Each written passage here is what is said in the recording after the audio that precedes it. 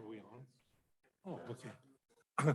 Good evening, everyone, and welcome to the August 15th Plan Commission meeting. If you have any cell phones or any other electronic gadget here in council chamber, please silence it. For anyone on Zoom, I don't see anyone right now. They can raise their hand, of course, when necessary. We'll start with the roll call. Steve Lichtenfeld. Here. Carolyn Gatus. Here. Bob Denlow. Here. Helen DeFate. Here. Kimmy Waldman. Ira Berkowitz. David Gibson. Here. Okay, we have meeting minutes from the previous meeting on August 1st. Are there any corrections to it? No. Okay. Do we have a motion? I'll make a motion to approve the minutes. Second. All in favor? Aye. Opposed? Okay. We'll start out with old business, and that's 750 Winokur Drive. Is the applicant here?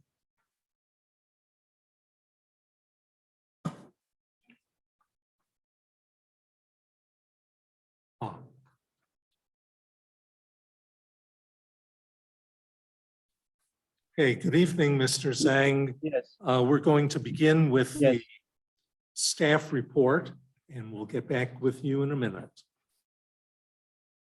Ryan. The owner of the property located on Winokur Drive has proposed 6 rooftop solar panels on the west street facing portion of the home's pitched roof and 8 solar panels on the east facing rear roof. Currently, solar panels are not permitted on roofs facing the street unless approved through a variance or alternative compliance. This item was first introduced in May of this year and was continued through several meetings to consider options and to allow the Sustainability Committee to examine current renewable energy policy. At the Plan Commission and Architecture Review Board meeting on July 18th this year, ARB recommended that the applicant pursue a variance or alternative compliance. The applicant has chosen to seek approval for alternative compliance. And I'll describe the staff analysis by reading the criteria and then providing the relevant analysis.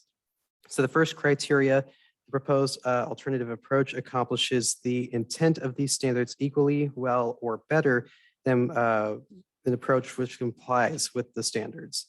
So current renewable energy standards seek to balance aesthetics and function. As presented, the panels would produce just over half of the needed energy for the home. If revised, the panels would produce less than half of the energy needed. The design does not provide any mitigation of their appearance. However, the roof has a low slope and the panels are a similar dark color to the roof. The second criteria, the alternative standards will have no adverse impact on any other property or unreasonably disturb the peaceful occupancy of adjoining or nearby property. The panels would produce no noise or odor and have minimal visual impact. And the applicant has also submitted letters of support from adjacent properties. Staff finds no adverse impact. Given the analysis criteria, staff recommends approval of alternative compliance to allow the solar panels to be installed and operated as submitted. Okay, thank you.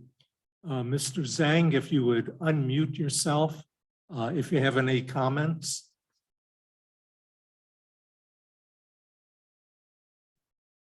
Hi, thank you very much Do you have for. any comments?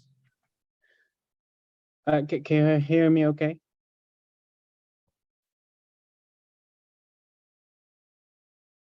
Here's- Hello, can you hear me okay?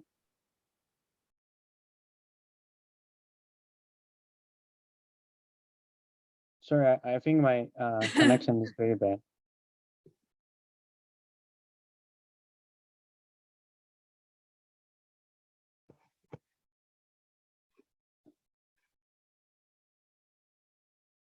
Hello?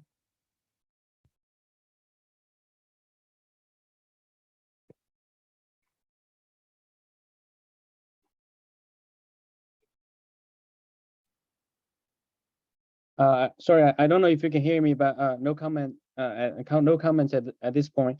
But thank you so much for your considering and then continuous support for residents like us who wants to adopt the green energy initiative. Thank you.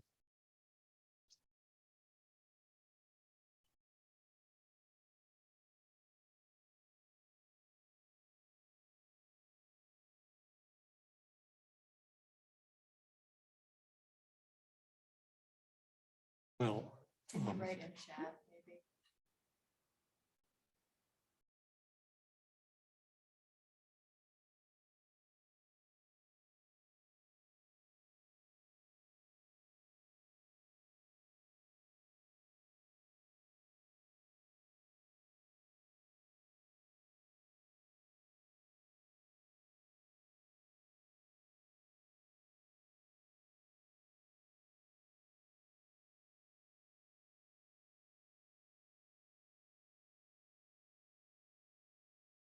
We apologize, Mr. Zhang. We're having some technical challenges and we're trying to figure out a good solution for you. Hi, can you hear me okay now?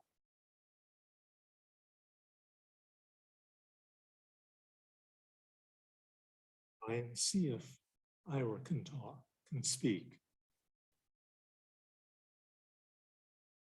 Ira, can you say something for us for testing out whether or not we can hear? Yeah, can you hear me okay now? Hello, hello?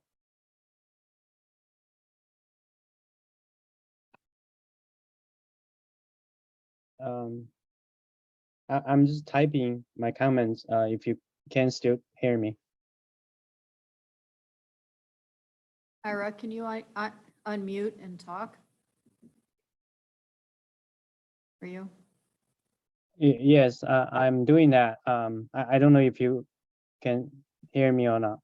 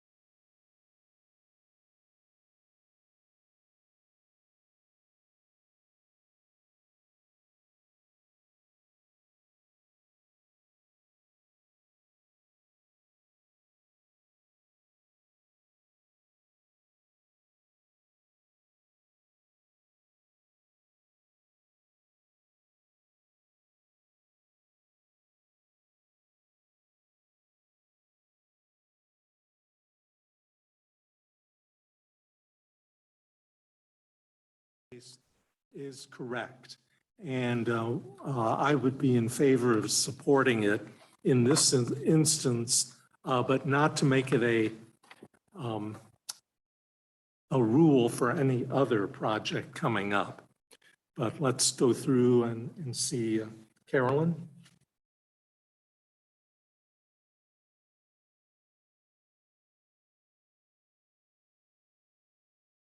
Okay. Thank you, Steve. I tend to agree with you on this instance. Thank you.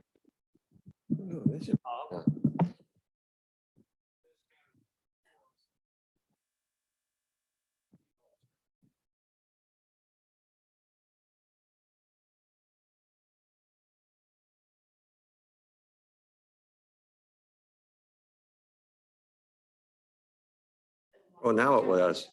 Oh. I was just saying that solar panels are becoming a routine and common feature, so that doesn't even really stick out anymore as you walk past them. And I think our alternative proposal, or the alternative submitted by the in this application, in the alternative compliance is suitable and should be supported. Okay. Helen? No further comment. Everybody said what I was thinking. Okay. Ira, do you have any comment? If you can hear us, or text it back?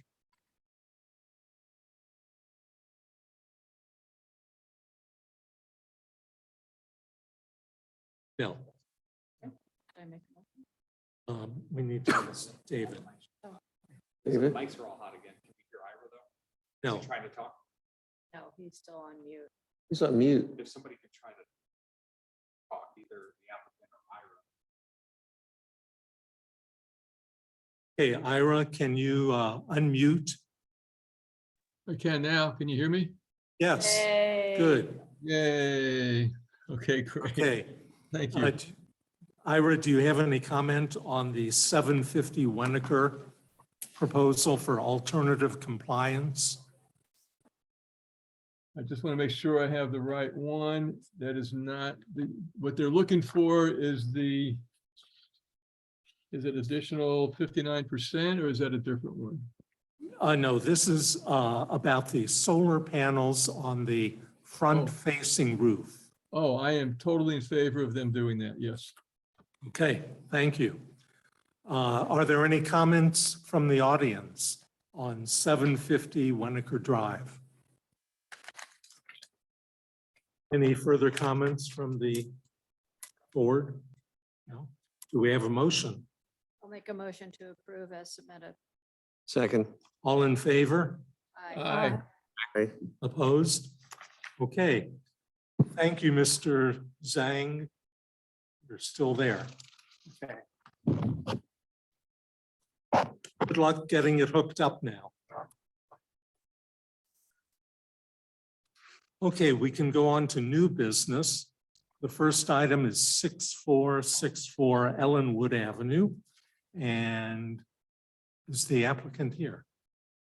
Yeah, okay. We'll start with the staff report. The subject property, just over 29,000 square feet, is located on the south side of Elmwood between University Lane and Cecil Avenue. It has a 3,400 square foot home that is zoned R2 single family. The proposed project involves replacing existing patio and landscaping walls with new patios, an outdoor kitchen, and two-story detached garage with a screened porch. The attached garage does include a bathroom, but no kitchen, so it does not constitute an accessory dwelling unit. The proposed structure is in the rear of the property and conforms to all setback height and coverage requirements. The structure will be composed of primary materials similar to that of the main structure. Materials include red brick, stone, and wood. The structure meets primary material requirements. Two-story detached garages and pools are common in the neighborhood. In the scale location, materials are compatible with the surrounding structures and neighborhood. Stone pavers and walkways are proposed to replace the existing patios. A metal fence will surround the pool and replace the existing wood fence. A retaining wall will be added, and the driveway will be extended and repaired with matching materials. The proposed structure and plans conform to the architecture review guidelines of the R2 zoning district and are compatible with the surrounding area. Staff recommends approval as submitted. Thank you. Would the applicant please come up and identify yourself, and if you have anything to add to the staff report.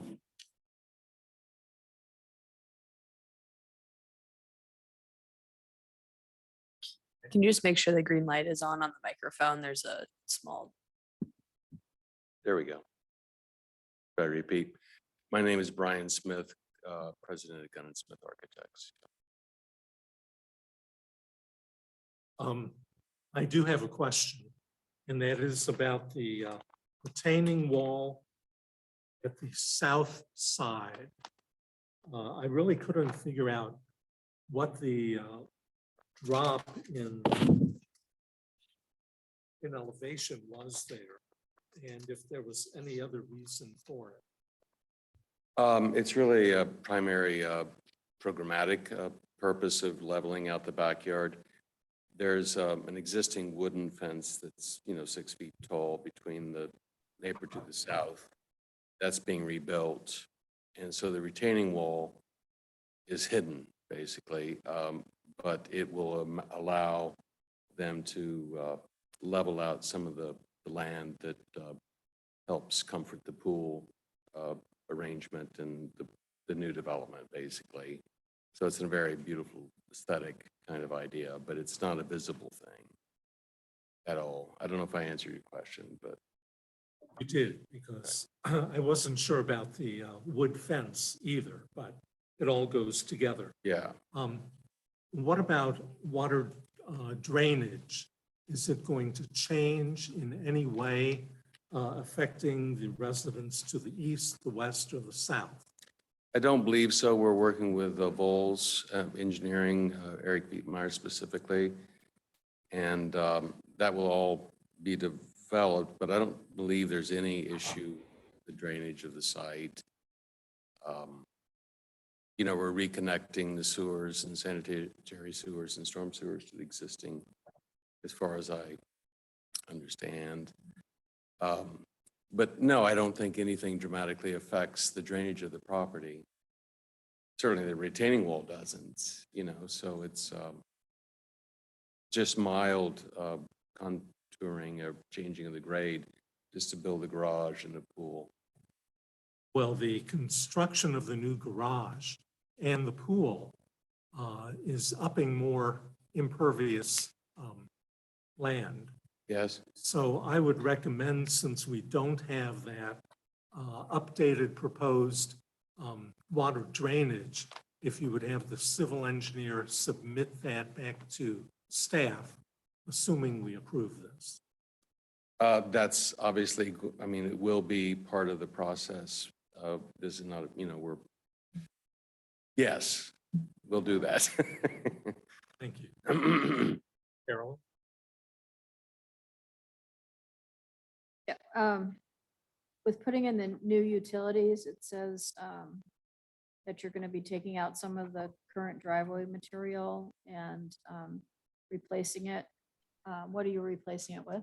Well, the idea is to, either bore or however we connect the existing house utilities to the new garage. And wherever we have to patch the existing concrete driveway, we will, to match. So that's the plan. Okay. Glad you got this, because I couldn't read where some of the items were because the text was so small. I do have a question, and this might be for more of the actual building architects on this board. I'm a landscape architect, so the synthetic slate roof. I have heard horror stories about how they can fade over time and also curl up and cause like some drainage issues into the actual building over time. Has anybody else heard? I guess my question is, has anybody else had that experience with that material? Because it's not slate, it's actually The synthetic it's rubber, imitation. Yeah. basically, yeah. So I didn't. The roof slopes are steep Uh-huh. and not on the screen porch, that's EPDM, but the roof slopes are steep. And also we're using the simulated slate on the side of the dormers. Excuse me. But the old house, it doesn't have a lot of visible slate because the roof's so high.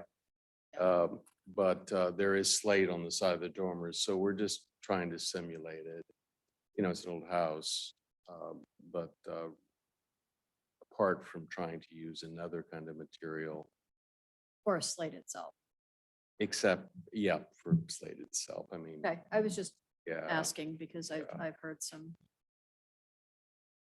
I just, you know, I think that the material, I'm not an expert by any stretch, so.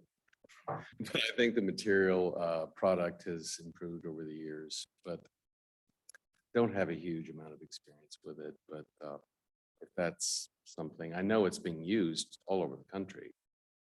So it must be a proven and tried product. But I'm not saying that that's not a that's fine. thought. That's fine. I'll let Ellen, she's looking at me, I'll let her make comments on that after. I have a question about some of the landmark trees going away. I could not see the numbers on document that I had for where those were. Are they, excuse my oldness, are numbers? I don't believe there are any trees that are of significance. Well, there's a 30-incher, a 20-incher, a 31-incher that are on the landmark tree chart here. Mhm. So I just kind of wanted to know where those were because I can't see the numbers on the line. Yeah. Wondering if the regrading could save them is all, or some kind of way to save them. 35.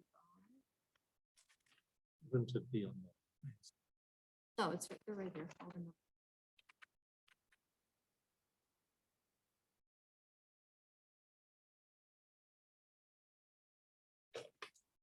There's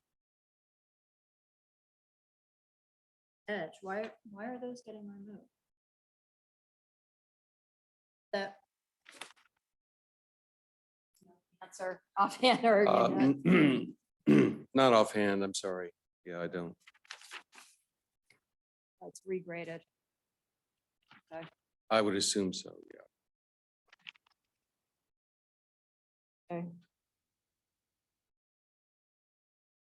Yeah, it's because of the wall and the pool. Okay. All right. Well, I'm assuming staff has approved with their the landscape person who's, you know, being used by staff. I'm sure it's been approved that it's okay. And they've met their quota for having canopy coverage and all that. Yeah, this project didn't automatically trigger site plan review. So it was not sent to the contracted landscape architect, but that is something that this board can forward it on to. Okay, that's a shame. That's all I had. Bob, No comments. Ellen, Okay, yes, the fake slate has had issues in the past, a number of years back, but I believe that they've remedied that. So I would make your decision the same as you've made it. Give it a try. The only thing with slate is watch the slope.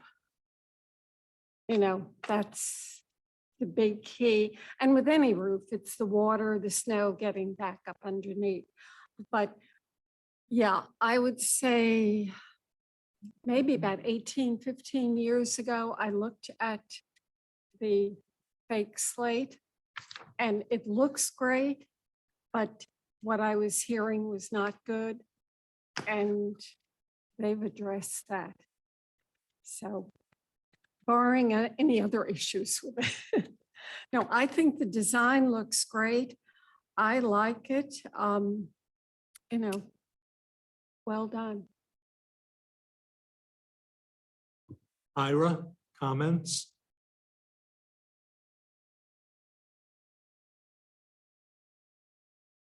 Sorry, I was muted again.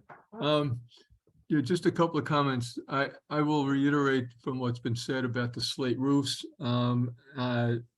actually, this board approved my slate roof on my house about 13 years ago, 14 years ago, and it only took about 7 years before that composite slate basically crumbled. So, but I think they did, Tamco was the name of the company we went through. I don't know who you're going through. But it becomes your problem in the end, only because if it crumbles, you're gonna have to replace it again. So it's another expense. But so that, to me, if they've corrected it, that's fine. So far, we did replace, and we did replace with a different product. Was So it what do you replace it with? it was a composite that they said was new and improved. So it's one of those things that, I mean, it was new and improved back then. I actually remember being at an ARB meeting, and Steve was up there. He had the product in his hands, and he said, "This looks great. This would be great. Give it a try." So. And it's nothing Steve's fault. I mean, the product looked great. And so they may have improved it, they may not have, but do it at your risk, So, but otherwise, yeah, no, I think that it looks good. I don't have any questions other than that. Okay. David? No questions. Okay. We had a staff recommendation to approve as submitted. I've suggested that we add the submittal of the drainage plan at some point in the near future. To wrap it up, I also think it's a good-looking addition to that property. It works with the house design, and it also fits into the neighborhood. Luckily, it's a very large site, so you have a lot of space to work with. So do we have a motion?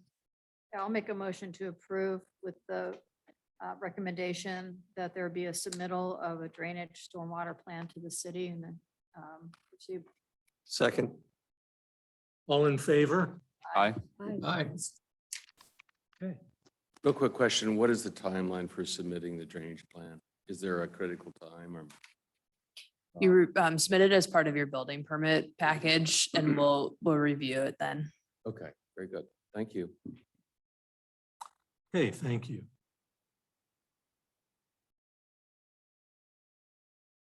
And actually, will that one vote cover both the site plan and the ARB?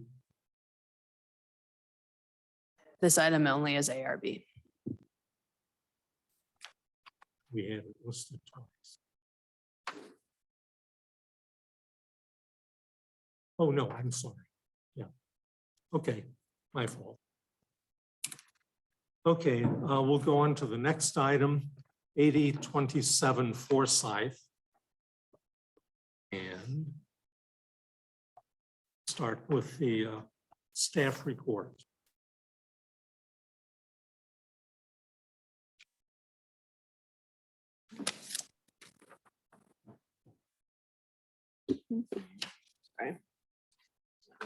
Okay.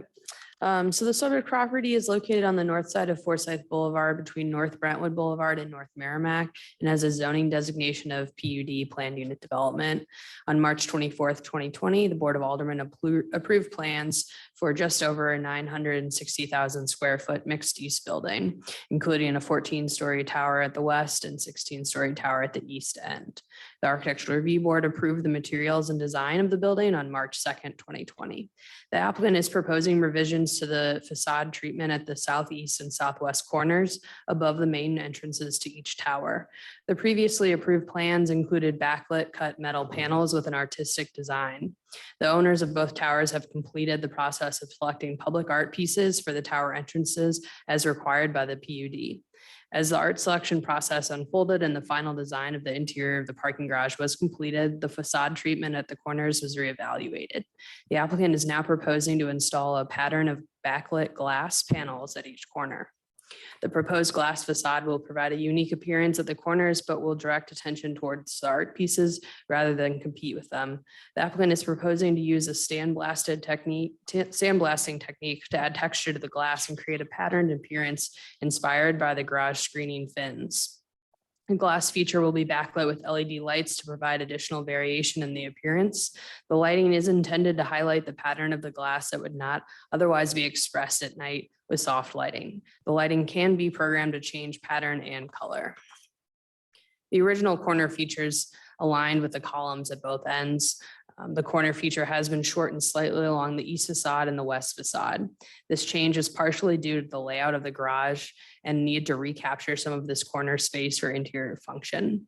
The proposed glass features will provide a material contrast along the facade that will accentuate the corners. The glass pattern provides a modern design element that is complementary to other materials and features of the building.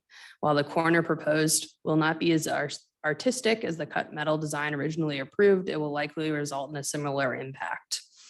Staff recommends to approve as submitted. Okay, thank you. Is going to speak.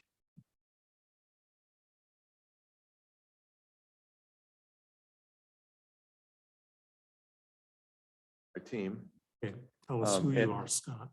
My name is Scott Haley with US Capital Development, and my address is 80, I was going to say 8027. It's really now 7911 Forsyth. But I'm happy to be here. We are progressing with our Forsyth Point project, and very excited how it's evolving. And I think we have with us tonight Jeff Ryan and Bob Johnson with Krishner, our esteemed architects, and also in the back room representing Commerce Bank is Denny Holzer. And appreciate your time tonight so we can, take the next step to complete the building, and hope everybody's been enjoying it the last year and a half while it's going up. So thank you.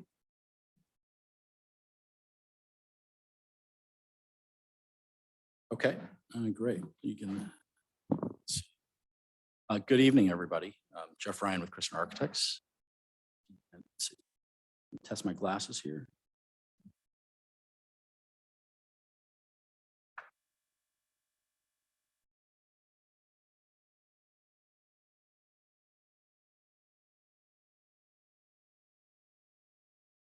So I have a small PowerPoint show that is just like 8 slides, really. But it helps really illustrate the corners.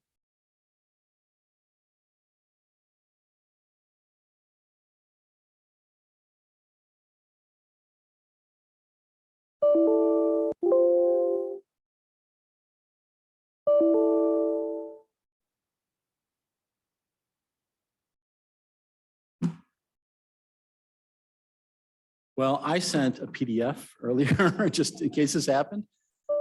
That's a brand new flash drive, and so I don't know why it's not opening.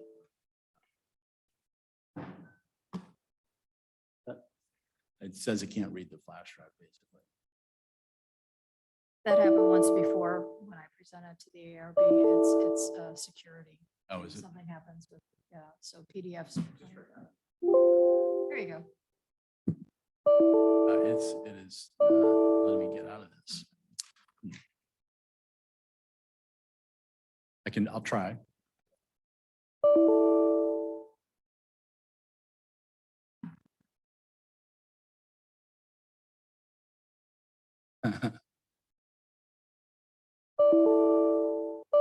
Well, let's try this. Well, this is enjoyable. Yeah. I don't quite know how to get out of this. Maybe I can just. Yeah.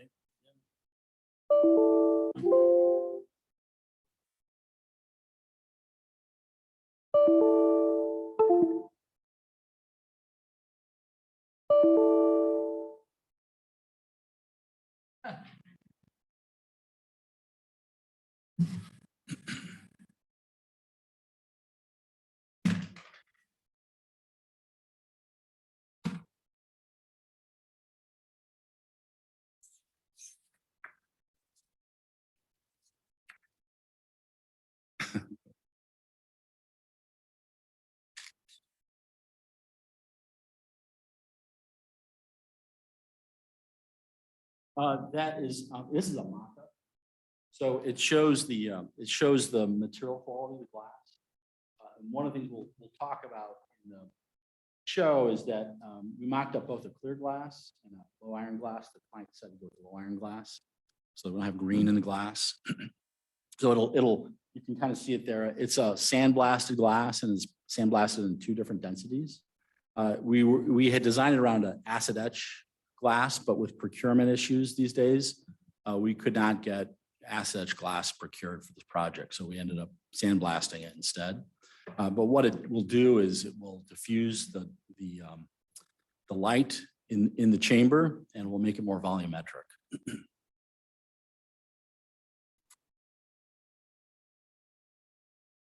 When you say more volumetric, does that mean greater depth?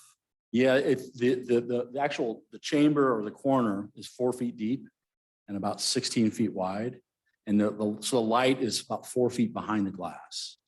So that light it'll translate to the glass in a more diffuse way that's right behind the glass. Okay.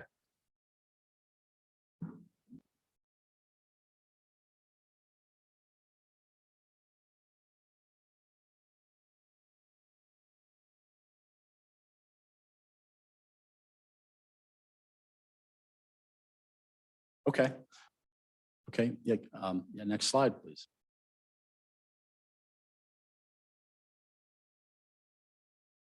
Okay. So this is just the elevation. I don't know if it's possible to go to full screen there.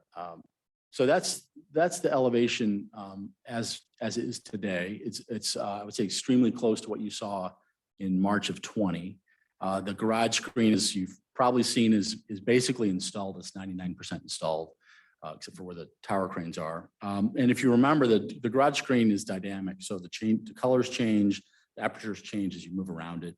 It changes depending on the time of day and the cloud cover. So sometimes it'll look more beige, sometimes it'll look more blue, sometimes it'll look silver.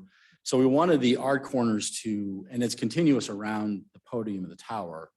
And we really felt that the previous design with the kind of floral etched metal didn't really fit with the vocabulary of the enclosure. So we created a glass corner that would pick up on that pattern and turn the corner, but also become these kind of lanterns in the evening to kind of announce the presence of the project. So if you go to the next slide.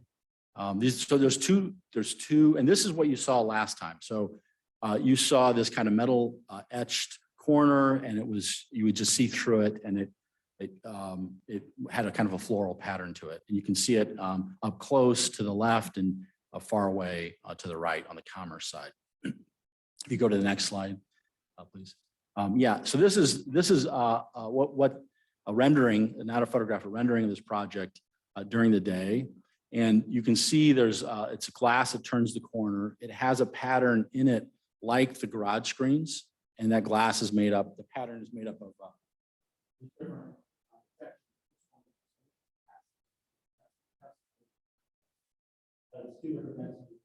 opacity or translucency. And you see the striation in the glass, and you'll see different reflectivity in the glass that will pick up on the striation in the garage screen. And if you go to the next slide, please. And this is just a 3-dimensional, it's really a diagram showing how this works. So there's a concrete block wall 4 feet back from the glass, and then there's a curtain wall that stands out from the glass 4 feet, and it has anchors basically pinning it back to that concrete wall. And then on that, what the blue wall is, it won't be actually blue, it'll be gray. There'll be light fixtures, which you'll see in the next image. And so this is an elevation. This is actually the Commerce lantern, and it's 3 bays high. The one on the US Capitol side on Shell Park side is 4 bays high. But on the outside, it's got this kind of, that's the striated pattern of the 2 different acid or translucencies in the glass. And then behind it is the elevation of LED lights that are that can change volume, color, and places where they're illuminated. So if you go to the next slide, there's a kind of a picture of what that glass is going to look like up close. That we found an example of a project that was interior that was very similar to our glass, not the same, but very similar. So it will look something like that, but on the outside of the building. And if you go to the next slide, that is our light fixture. And they're 4-foot lengths. And in the 4-foot length, it has 4 cells. And each of those cells can change color or and intensity. If you go to the next slide. So this is just kind of, this is from the Shaw Park side, the west side, kind of showing it during the day. During the day, we will not have the lights on. LEDs don't like to be hot, so during the day they'll be off. And then if you go to the next slides are a set of different potential configurations of lighting. And this is kind of a staggered pattern. And in the PowerPoint, this is all animated, so you could see it kind of evolve over time. But in the PDF, you can't see that. But these are different frames. If you could imagine these fading into each other, you would go from this pattern. If you go to the next slide, it looks like it's the same, but it's actually changed a bit. And then so that over the course of time, this thing will have life to it. It would slowly change over the course of time. And you can scroll down through those.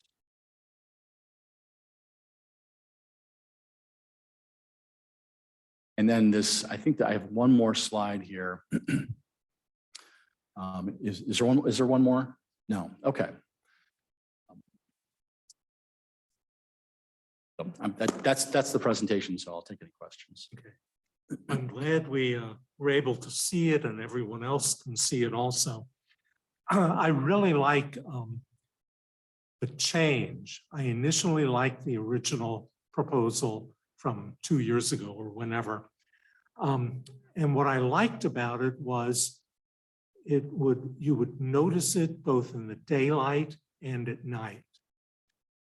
I have a concern about this one during the day. I think it'll look very flat unless there's some sort of light reflectance from behind it. And the reason I bring that up is I've been watching the vertical striations covering the parking garage. And it seems to have much less color and much less dynamism to it than when we looked at it initially. The slats seem very tiny. Actually, I'm disappointed in it. So I'm looking for something on the corners to give a little more stature to this part of the building. What I do like is the glass reflects the tower above and the glass that we see at the ground level. Another concern that I have is who's going to control the lights and the colors?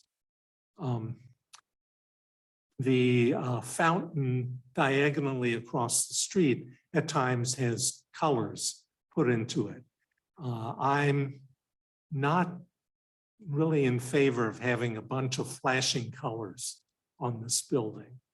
I would like to hear, what the proposal is, because if they're moving, would that constitute a sign of some sort?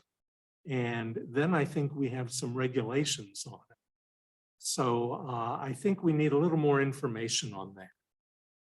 Yeah, we chose to not put up. It's not a TV screen back there, so we can't actually replicate an image, for instance, in this piece.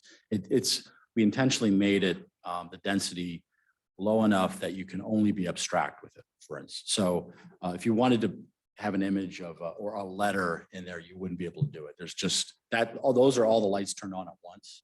So you can imagine trying to convey a brand or an image with those light fixtures would be impossible. We've intentionally designed it this way because over the course of the life of the building, that the control could change hands and you just don't know when you get there. But we designed it so it intentionally stays abstract all the time. The corners are designed to be dynamic and to be programmable. And you could program in almost an infinite number of combinations on these corners. So but the way we discussed it with both owners is that this would be something that is subtle and changes over time, but not in a rapid fashion, but it just slowly changes through the course of the night. And that kind of sensibility has resonated with the two owners. Okay, well, I could see if it were programmed to be sort of going along with a setting sun in the evening and getting dark, and then coming back in the morning to relate to the sunrise. But you probably know we have had some issues with other buildings in Clayton that have had light designs put on it. And sometimes it can get out of hand. So I'd like to state right up front that I think some sort of controls, preferably from the building owner, voluntarily rather than imposed by the city, would be the best way to go. And is there a way you want us to define those controls? Steve, is it? Well, I gave you one suggestion that would be very slow. I don't know if that's doable or not. But I'm concerned with potential garish colors that may show up at some point. The 4-foot length had some pretty dynamic colors on it. I don't think you want the building to be represented by that. You used the word subtle. I think that's where it should go. So, yeah, if we had a narrative that would describe that, how that could be programmed, a set of parameters for the programming, is that what I'm hearing you say? Yes. Okay. Mhm. I think that would help me. Otherwise, I do like the glass. I do like the vertical striations because the glass relates to the glazing above and below. The striations relate to the striations that are supposed to have a color gradation. Really doesn't show up even in the bright sun on the rest of the garage. But I think this will help the corner. Carolyn? Yeah, I guess you opened with design that we had seen before was detracting from the art that would be low. That's correct, yeah. I'm not seeing how color changing and lights changing do not detract from the art below. Well, because it's not attempting to be, the whole issue is this a piece of art or not? So having, Commerce has a very significant piece of art at their corner, for instance. So to have another piece of art that maybe is not the same stature above that seemed to be a mistake. So we tried to move this into the realm of architecture, an architectural feature rather than art. So we wanted to acknowledge the corner as an important architectural corner, but we didn't want to compete with the Barbara Hepsworth below in particular. So, but I agree. I think a lot of this is like if you program this in a way that was garish and loud, it would detract from the art below. Well, I can't most imagine definitely. you guys doing Yeah. anything garish and loud. Yeah. So that wasn't really my Yeah, concern. yeah. It was more of that, let's look here, Yeah. especially at nighttime. And I also had the same concern about the daytime appearance and what that would look like. But I'm less concerned about that now because it wouldn't be much of anything except for a really cool pattern. The daytime will be fairly subtle. It'll Right. be like an ice cube with pattern in it, Right. Yeah. And unlike Steve, I really like the garage louvers and how that was designed because I Mhm. drive by it all the time and in different weather, I do see the changes in color and I've walked it and I look back, look up. I actually think it turned out exactly kind of how you wanted it to. I did have a question on A807. It shows 4 different options of pattern, but it doesn't say, is it just all of Oh, yeah, we're using. Okay, They're just actually two pieces of glass, two patterns. So there's an expense with creating a pattern like this. So we invented two patterns that could be flipped horizontally and vertically to create a pattern that it didn't look like it was being copied. and it looks like from this slide that you're matching those lines up with the garage. That's correct. lines. Yep. Okay, perfect. I didn't really have any other comments about it other than what we heard. And I would agree. The only other comment, if you scroll back up to the one that showed the actual lights themselves with four further up. The fixture, yeah. Yeah, the actual picture, sorry. Yeah, there you go. Could they just, do they have to have four in one of them, or can they just be one? Well, You know what I mean? that Like- that's the maximum resolution you can get that fixture, meaning you couldn't do like 18 colors in one light. You can only do four. And it's not just the color, but you can have one that's lighter, darker. It could all be white, but it could be lighter, darker, medium. And it could all Like, be blue. It It could all be blue. Okay. Yeah, yes, That's what I exactly. want to make. Yeah, sure no, is- yeah, that's just showing the potential of the light fixture, not actually what it Because was. that would, to me, that wouldn't be in keeping with what you did in the garage. It would just be very Yes. different. Yeah. So those were my only comments. Thank you. Bob? Your name's Jeff Ryan. Okay, Jeff. What I understand is, so you're going to have LED lighting for the height of the garage. And it's going to be rotating depending upon whatever you decide to make it. The owners, it would have a programmed rhythm to it or patterns to it. Yes. And then down below, we approved art that is also LED lighting that's going to be rotating all through the night. I don't know much about that art. Scott? Again, Scott Haley with US Capital. The light under the campfire piece that was recommended for approval, it does have some internal, external is the ribs are all polished stainless steel. Internal of that is an LED light that just is a slow, movement, giving the emulation of some movement of a flame or some pattern. So, I and mean, that's it's- really, and that's, yeah. and so let me just, I think one thing is that piece is to be viewed and enjoyed in a more human scale, where the corners are, going to be seen largely from a distance or on that block. So you don't see these two sources of light competing with each other? We do not. Okay. We look at it from two different, that's one of the reasons why we kind of looked at the corners themselves as well as the elements of the corners in a different light as well. So no pun intended. But we believe that as an owner on the West Tower and Commerce on the East Tower, that we have some, we're going to be very gracious and elegant with how we light these lanterns, and the term gaudy or whatever, something similar to that. I mean, I don't think that that's going to be part of that. I think it's going to give some added enjoyment when you come to that corner. I think that our whole building is about activating and bringing people. And I think having these things, people will recognize this building coming into Clayton or seeing it every night when they live here or whatever. So. I was hoping you were going to say this was the first step towards a Times Square in Clayton. Yeah. No, not at Times, yeah. No, not at Times Square, not at all. But I do think,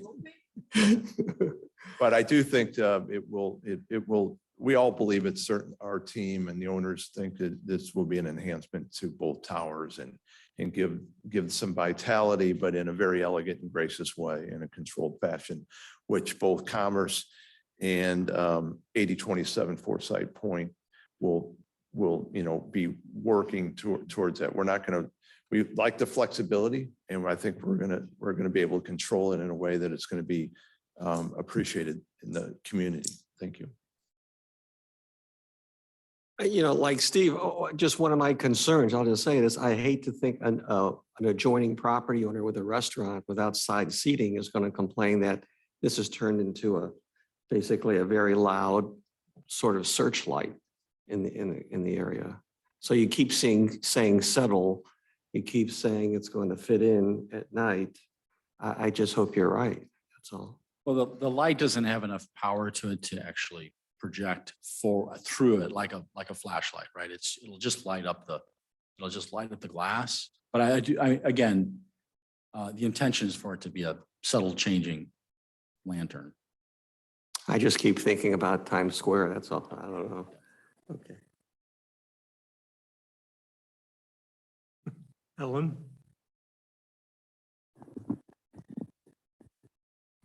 Okay, I'm very disappointed. I really like the metal screen, the perforated metal with the light, mainly because during the day, when most of the people are in Clayton, it has a presence. You can enjoy it. Where the glass really relies upon the evening. And most of the visuals you've shown us are evening shots. Yeah, that was only because we thought you'd be very interested in understanding what the lighting was doing. Well, sometimes it's good to see things in their less than ideal, and it'll be what most people see. You know, Clayton is not teeming like Times Square at night. Sure. I think what bothers me the most about this is that originally the corner of Brentwood and Forsyth, the metal panels were equal legs. Now what you have is decidedly 1/3 on Brentwood and 3/3 on Forsyth.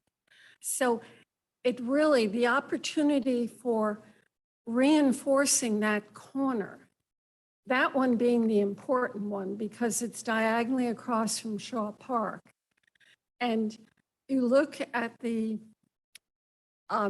Reuben Brown building across the street, and they chamfered the whole front of the building to acknowledge that corner. The corner could go on most any corner in any place. It's a fine solution, but I think here you've missed an incredible opportunity to really set off your position in Clayton. The Merrimack Forsyth corner, that's a different corner. That doesn't have the prominence. Is there any way that you could make those two sides equal? You've seen the buildings under construction, right? So there's no way it could happen. Shorten the long leg? No, it's impossible. I mean, it would take a significant change to the building to do that.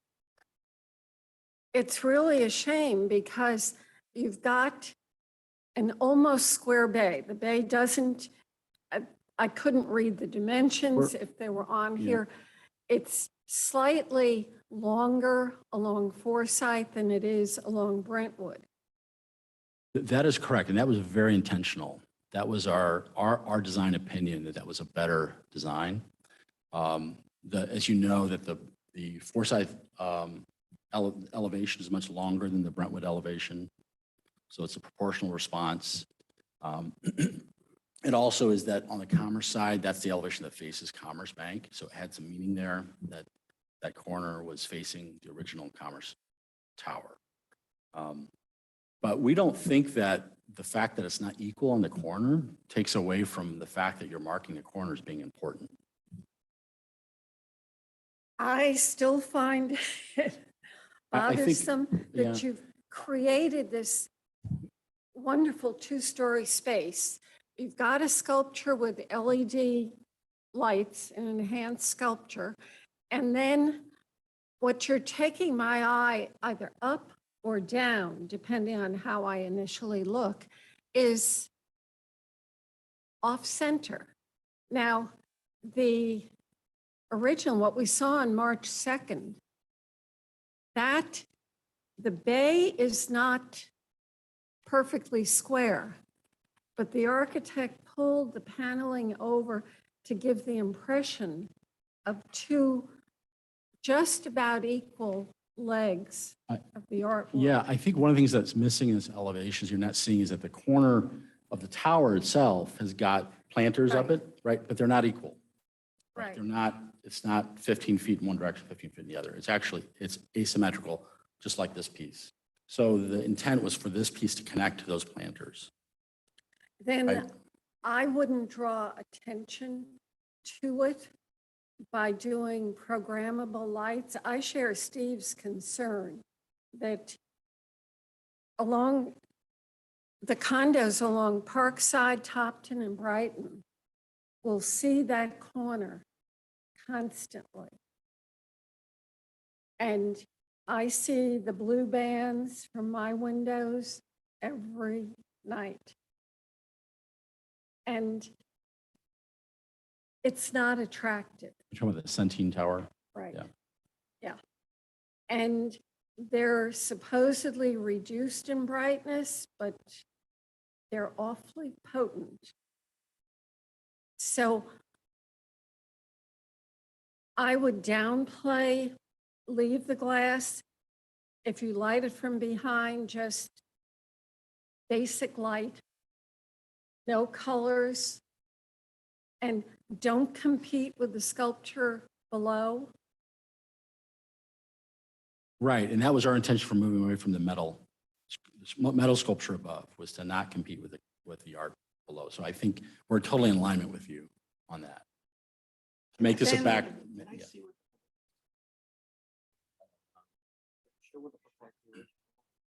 Here it is. So it's that corner.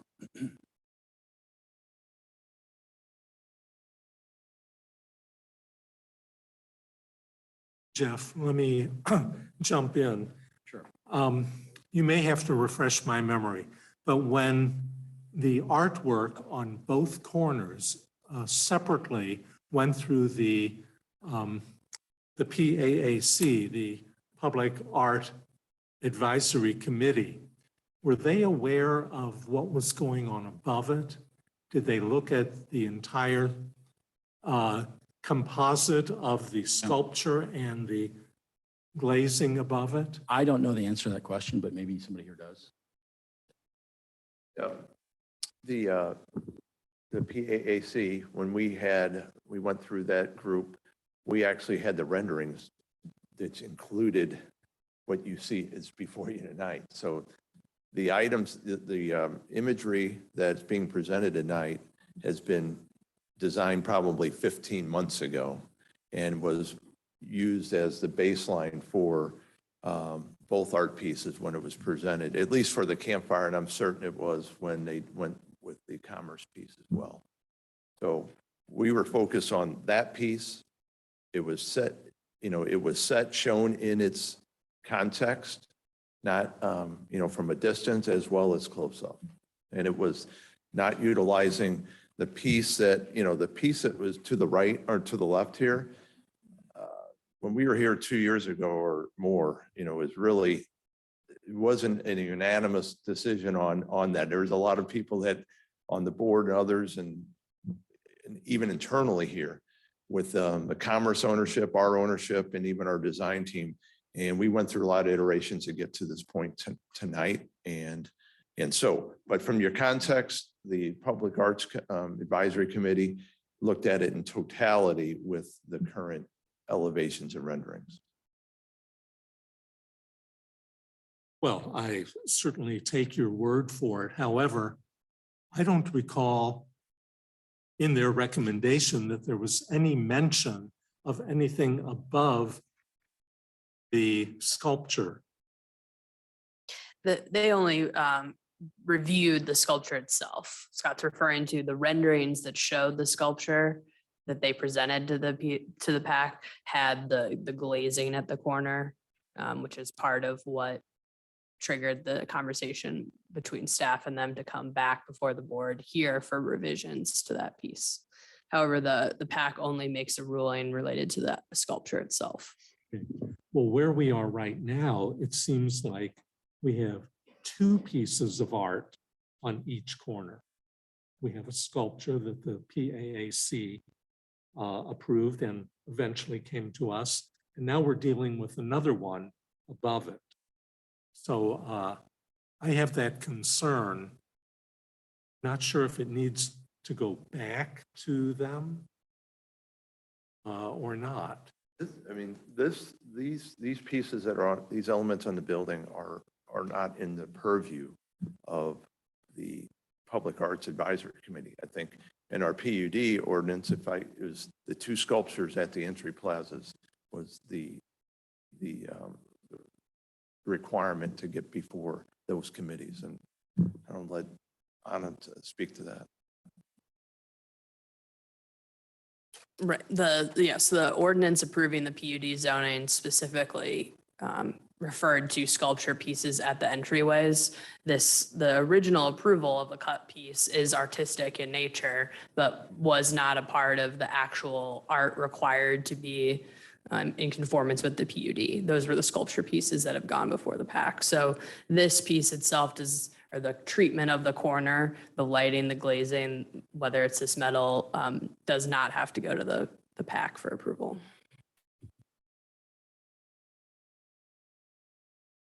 Well, I certainly understand that better now. I'm just concerned that we're not really looking at that piece of art that is very special, two pieces, one on each end, in the total context of where it's going to be sitting with something above it that may overshadow it at some point. Yeah, I think the what's above it and the art below it operate on totally different scales. So one operates on an urban scale and you see it from a distance like this. But in this view, and I don't know if you can see this, Steve, but in that perspective, you can't actually appreciate the art because you're not close enough, right? So the beacons or the lanterns, they only draw you to the corner to a point where you can start to appreciate the art. You can see it's there, but you really need to get about 50 feet closer before you appreciate that art. I think, this really describes our intent, which is, I think that's a very quiet and subtle gesture on the corner, but it just marks the corner, right? It doesn't try to compete with the piece of sculpture below it. I agree. Yeah, I like this. But then when we get to the nighttime view, I have more concern. Yeah, I would, could I maybe make a proposal here? What's important to us now is that we can go forward with installing this corner, which would include the curtain wall and the light fixtures. It sounds to me like the big concerns here are in how we actually choreograph the light fixtures. And could we get approval to go forward and install this, but with the understanding that we come forward with a forthcoming narrative or description of exactly how we would govern the lights, how much movement they would have, we could actually, for approval. So we could, yeah. Yeah. I mean, yeah. I think that's basically it. I mean, it seems like there's a bit of an impasse here, but I would like to see if there's at least a partial path forwards to go forward with the corners, to construct them, but come to an agreement about actually how vibrant or how loud or how rhythmic those corners would be.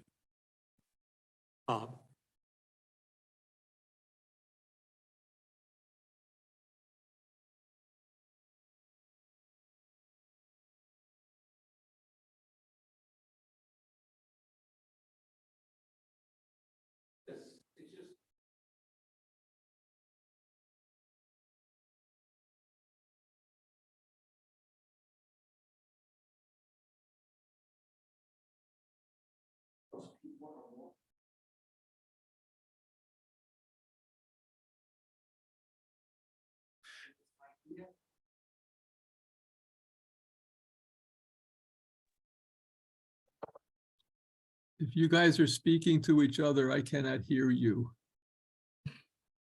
Basically, I'm sorry, I had it off. I'm just kind of being persuaded by what Helen is saying, that Ira, that the metal is a different texture, a different look, would capture the pedestrians as they walk by it. And I think it would have a wow factor, as opposed to, Jeff, what you're proposing now is just more glass and light. And we have a lot of that in Clayton. It's actually, it is not just more glass and light. This is actually this current wall will be extraordinary. It will not look like glass in an office building. And it's because of a few reasons. One is it's low iron and it has an etching in it, which you don't see in the glass around. So it actually will appear different. The other is that it doesn't actually have floors in it. So it's going to look like one continuous sheet of glass. I would say that what we're trying to do is take the garage skin and turn the corner with the patterning, right? So it's a continual podium or plinth. And then that makes the space for the art below it more distinguishable. If all of a sudden you start saying this is a really important piece of art and we're gonna have another piece of art on top of it, it gets really confusing. So we're trying to make sure that this glass piece is part of the skin of the garage, not another piece of art, not another thing on the building. And we're trying to make that balance. I would be very concerned if you had another artist up there putting a piece of art above a Hepworth. And I think as treating this architecturally, I believe is very strong. This is the right thing to do, to treat this as a piece of architecture, not as a piece of art on that corner. I also would say this building is giving so much to Clayton already. It's putting a significant piece of art on there. It's got retail around it. It's got two lovely lobbies. It's got planting all around the base. It's not that it's wanting for interest and activity. It's not like it's a building that needs something. It already has so much that's there. Jeff, I mean, you guys certainly have your sweat equity into it. I'm just thinking, does the sculpture on the second floor and third floor and fourth floor, does it give it a wow factor as people walk by it? And I kind of say yes. That's all. Anything more, Bob? No. Ira, comments? Yeah, and boy, Steve, I hope you were intentionally being, sort of obvious. Those slats, I've had so many people tell me, is that what it's going to look like? And I kept I said, yeah, but that's not quite the imagery we had, shown to us. And so I just think it looks just bad. I don't see the coloration. I don't see that. I'm glad some people do, but I don't. And it's really bad. You compare that to the Centene building and what they have going for their garage all along Forsyth, and you guys just look kind of silly. That's all that there is to that. So as far as you're asking for this, I like the artwork. You were in front of me last week at the at our BOA, and I voted in favor of the artwork. I thought it was fine. It was good. It's not unbelievable, but it's good. And, if you're going to do something if you're trying to do something here to complement the artwork, or at least not take away from the artwork, you might be able to blend the artwork in somehow, in terms of what you're talking about as what you're looking at as what the flavor of what you're trying to do as a gathering place under those overheads there and in that area of the entrance. And that's fine, but I don't see how this adds really anything at all. I just don't see it. And I like the earlier comments, dealing with how this entrance, certainly on Forsyth and Brentwood, could be just a whole lot more inviting and more of a centerpiece than you have right now. So I'm not wild about any of this. So that's my opinion. David? I personally like it. I think it's a from an architectural standpoint, I think it's an interesting corner. My bigger concern is looking at our code of ordinances and our exterior lighting regulations and making sure that when you talk about the lights moving or changing, that sort of thing, we do have a prohibition in there against kinetic lights on a building. So I just wanted to make sure that we had something in place that would regulate how and when they would change colors. So we were working a little bit on a condition where you're looking for some guidance there. So that was my bigger concern, was making sure that we were compliant. And I think if those lights were to change all at one time, like once a minute, something like that, then it probably falls within our ordinance guidelines. But if it was actually kinetic and those lights were moving or fading in and out or switching, I would have bigger concerns with it, I think. But overall, I do think this corner fits well with the building. I realize it's a pretty radical change from what we had looked at previously, but I do think it's in keeping with the architecture of the structure. Those would be my comments. Thank you. Jeff, these are glass panels, correct? They are. Even though it says aluminum. It's, I think, aluminum curtain wall. So pattern, I can't see what the note is on that.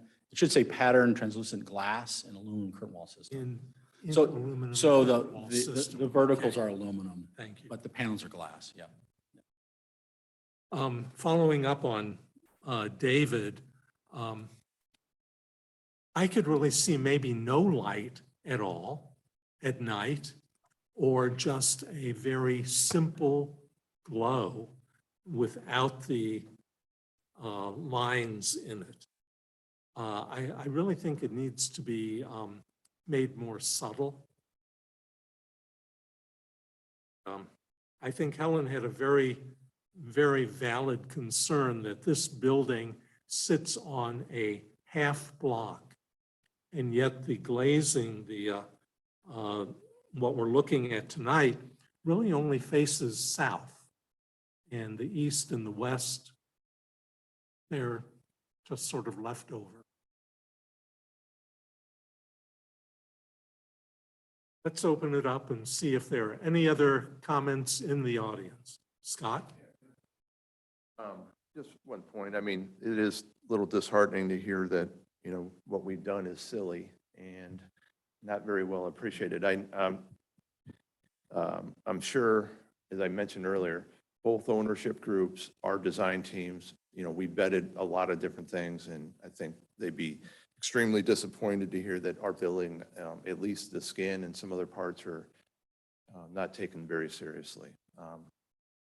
I know that both ownership groups certainly enjoy what they have seen with just even the garage skin, and more importantly, what we've done to enhance those corners. So I just wanted to make that on the record that I know people can make their own comments, but saying that this, you know, we spent over $200 million at the building in essence, which is captivated by this garage screen, is silly.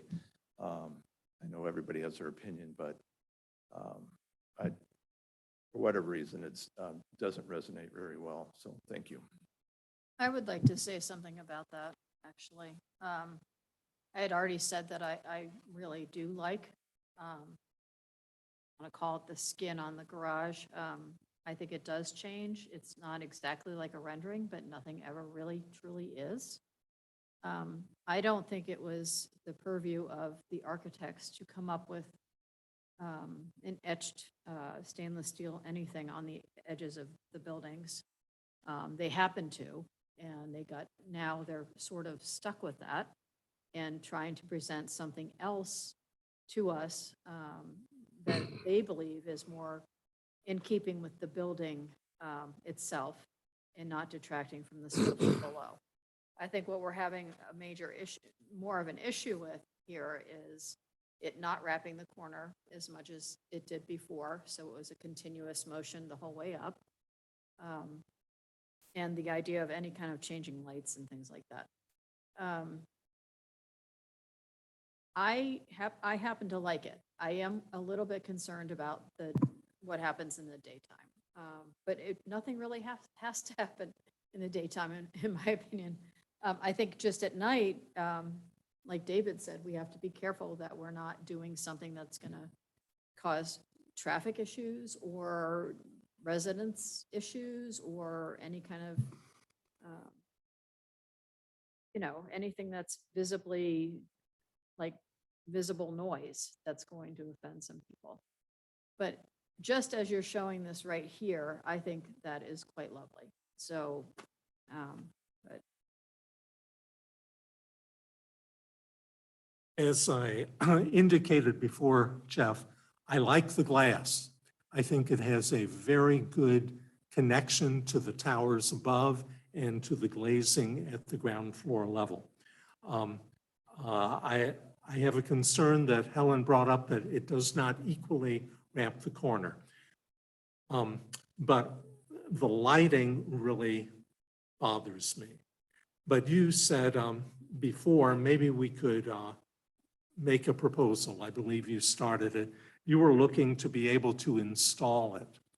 I will talk a little more about it, but I would be leaning toward that to allow the glazing to be installed in the aluminum curtain wall system, but not approve the lighting at this point until you would come back with some proposal that relates to what we've been talking about. But let's see if there are other comments on the board. I wonder, Steve, if that's tying their hands behind their back. If this goes forward, it sounds like it can be regulated. I'm not sure I agree how subtle is this subtle. If you're going to approve it, I would just approve it. That's my recommendation. I think if we improve, if we install the lights, then we can actually use the construction to then come up with an acceptable narrative. Because this is something, the kind of the material phenomenon of this is something that's very, very hard to predict. And in fact, the whole thing is very dimmable and controllable. So our intent was to install it and then sit on the corner and go, okay, yeah, no, take it down, take it down, take it down until you get it right.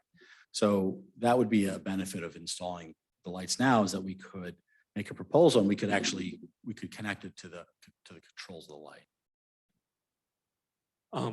I certainly understand what you said because we've gone through that on other projects.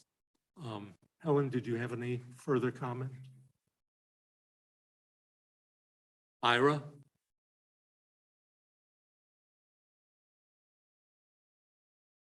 Sorry, no further comments, Steve. Thanks. Okay. I think it may be best to err on the side of approving it and then working with the city to make sure that everyone feels we would get the best bang for the buck without going overboard. Yeah, I think we'd be happy to work with you. And everybody wants this to be spectacular and to be something that everyone's proud of and feels doesn't detract from the vitality of Clayton. So I think we'd be happy to. We're going to go through a whole set of mock-ups and we're happy to report back. Sure. Okay. Will those mock-ups be publicly viewable? I think we'll go through our own private mock-ups to work out making of the sausage, so to speak. But I think then we could invite people to come look at it. Okay. Other comments from the board? Ira? I'm not sure. Well, I'm trying to figure out what it is that we're going to be voting on tonight. And what sort of, what are we agreeing to do? What are they agreeing to do? And how are we putting that into basically a vote? Well, it looks like where we are right now, we would be voting on what they are showing us right now. But I think we could put a recommendation on there that as far as the lighting goes, we would need to see what they are proposing to do for the density of light coming out, the colors, the timing, anything that would fit into our regulations. is that we or the city? I think it's the city, not just us, not just the Architectural Review Board. All right, so you're saying that we are going to be voting with the idea that we're not voting to approve of any kind of a lighting provision or proposal by them. Is that what you're saying? That's how I see it. But it would allow them to install the lighting.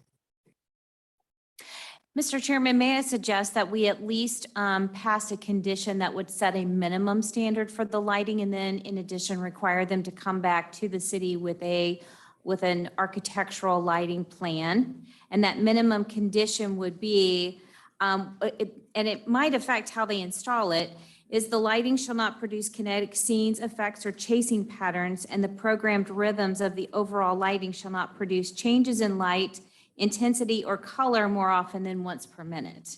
And then they would have to use those minimum standards then to come back with an architectural lighting plan for the city. That I sounds- think I've comprehended all of that. Just for context, condition was kind of stemmed from regulations within the sign code. The location of both of these corners are next to intersections, so there are kind of minimum or general standards for how often lighting or signage or that sort of flashing, anything like that, changes because of the relation or the closeness to an intersection. So that is where we started for the condition. And what does that basically say again? It basically says that any sort of pattern within the lighting that they're talking about can't change more than once per minute. So, Well, and it can't produce any scenes, and it can't be used to produce some kind of effect. And it can't use the different lights like across, I'll just use the word floor just for lack of a better term, but they can't change then, or they can't look like they're chasing each other or changing each other like all in a row, or almost like a strobe light effect. And so you can't use the overall lighting for those kinds of effects. And so the overall change in all of the lights together could only occur once per minute in intensity or color or just any kind of changes. I hear you, but I'm looking at the normal light standard is probably, a third of the height before you get to their lights. I mean, there really wouldn't be I'm not sure what you're really accomplishing, though. I don't think there really would be a compatibility issue with the light standards below. I mean, it's way down. Oh, if I said anything to make you think that it related to the lighting standards or to the streetlights, Yeah. I didn't mean Okay. to. This would be the lights behind this architectural curtain and the etched glass. Okay. And it would just prohibit them from frequent movements, from creating some kind of scene or making the lights look like they're changing very quickly in a pattern or chasing each other or something like that. Ellen, Would it address the intensity of colors? So nothing in here addresses the number of colors that could be used or the intensity of the light itself. That would be part of an architectural lighting plan. So I think that kind of specific, this would just be a minimum standard, but I think that that kind of specific information, the number of colors, how intense the lighting can be, that kind of thing I think we need a lot more detailed information. And my idea was that they were going to go out actually on scene once lights were installed, and that they would kind of gauge the light from different perspectives and then come back to the city with what they thought worked best. And then at that point in time, the city could say yes or no. so that would be a proposed plan. Yes. Is it not easier just to say they have the right to install the lights, they will have the right to use the lights, but the way the lights are used shall be on such terms as agreeable to the city? Yes. Well, with an approved plan. And the question would be, do you want the plan to come back here? Do you want that to be more administrative? I do think that if you want it to be more administrative, you do need to provide some kind of standards for them to go by. I don't think the one we just talked about is a meaningful one. I don't know.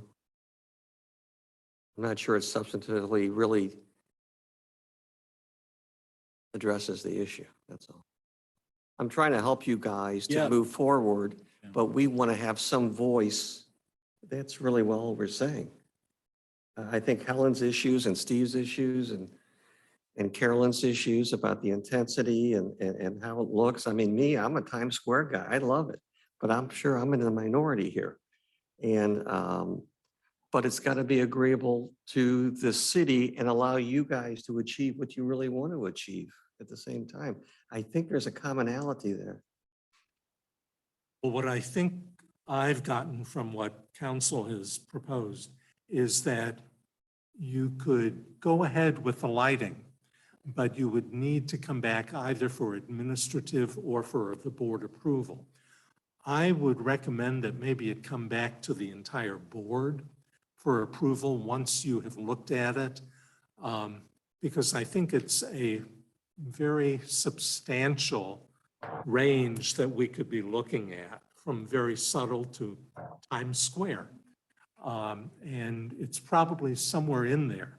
But I think that puts the burden back on you, the designer, to come back and recommend what you think is best within all of our regulations and guidelines, and for us to take a look at it. Apparently, right now, I think there's some problems.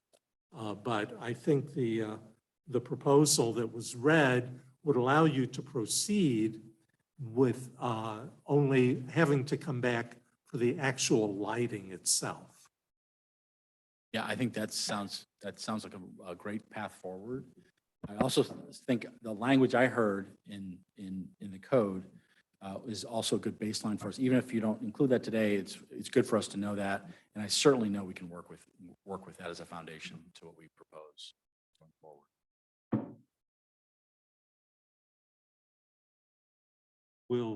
Stephanie, will we be able to incorporate that? Oh, I'm sorry. I suggest that a condition be placed on the approval, which would allow the glass architectural feature, but that the condition read that the proposed lighting for the corner shall only operate in accordance with an approved architectural lighting plan, and such plan shall be approved by both the Plan Commission and do you also want Board of Aldermen or just the Plan Commission? Just Plan Commission? Okay.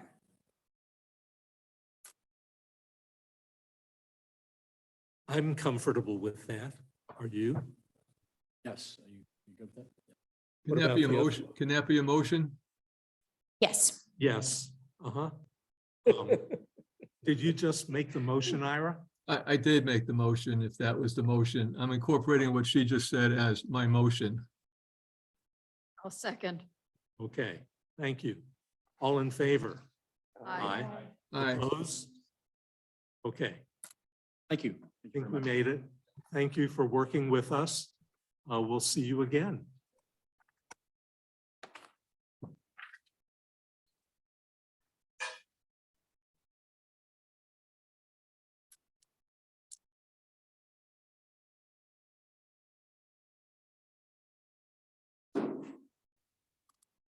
Okay, now we have come to 337 North Forsyth. And it's like the Melmans are here. But we'll start with the staff report. All right, so before I summarize the staff report, just to clarify there, we will go over the site plan review one first, and then we will move on to architecture after that. So right now I'm just going over site plan review. So this 10,200 square foot site is located on the west side of North Forsyth Boulevard, just south of the northern Clayton city boundary. The property has a zoning designation of R2 single family and is in the Clayton Gardens Urban Design District. The proposed project consists of the demolition of an existing house, the construction of a 3,284 square foot single-family residence. The purpose of the site plan review process is to review a series of criteria for which I will summarize in this analysis. So the project is found to be compatible with nearby uses, zoning requirements, and form of surrounding properties. HVAC, trash, lighting, and utilities comply with code requirements. The site plan states that all driveways, sidewalks, curbs, and gutters are to be installed in accordance with the standards prescribed by Public Works. Impervious coverage is typically limited to 40% of the total lot area in Clayton Gardens. However, the design includes a rear loading garage grade, which increases the allowable coverage up to 55%. This plan will increase coverage from 42.7% to 53.9%. The existing stormwater runoff, according to MSD 15-year 20-minute storm calculations, is 0.59 cubic feet per second. The proposed runoff is 0.63 cubic feet per second, which represents a 0.04 increase. A dry well will be installed at the rear of the yard to capture the differential runoff and has been deemed acceptable. The applicant has submitted a separate landscape plan showing existing trees to be removed, replaced, and the species of those trees. So existing canopy coverage is 8,493 square feet with 6,013 square feet to be removed.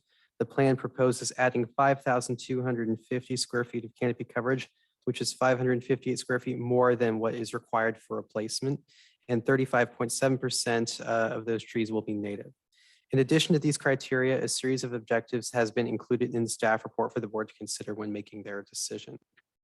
Staff concludes that the proposal meets compatibility, zoning, and code requirements for the site.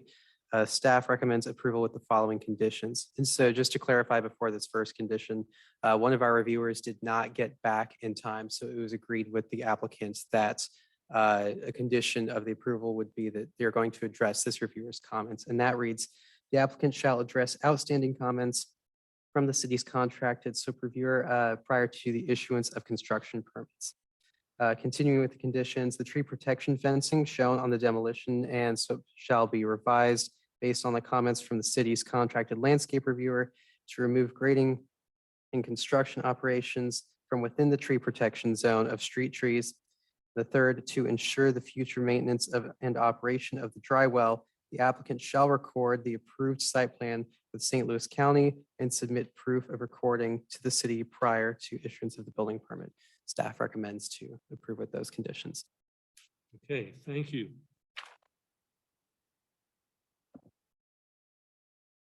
We have the whole group here.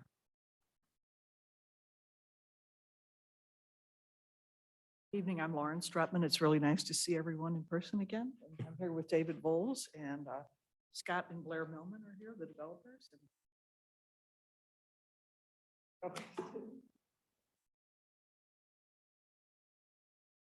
Tuck under garage, very straightforward project, and Dave is here. Yeah, it's the color drawings. The color We drawing. really Color like. drawing. First, I really appreciate being here. My name is David Bowles. I'm with Bowles Engineering, and it's probably been 2 years pre-COVID that I was here. So it's good. It's always fun to come before you guys.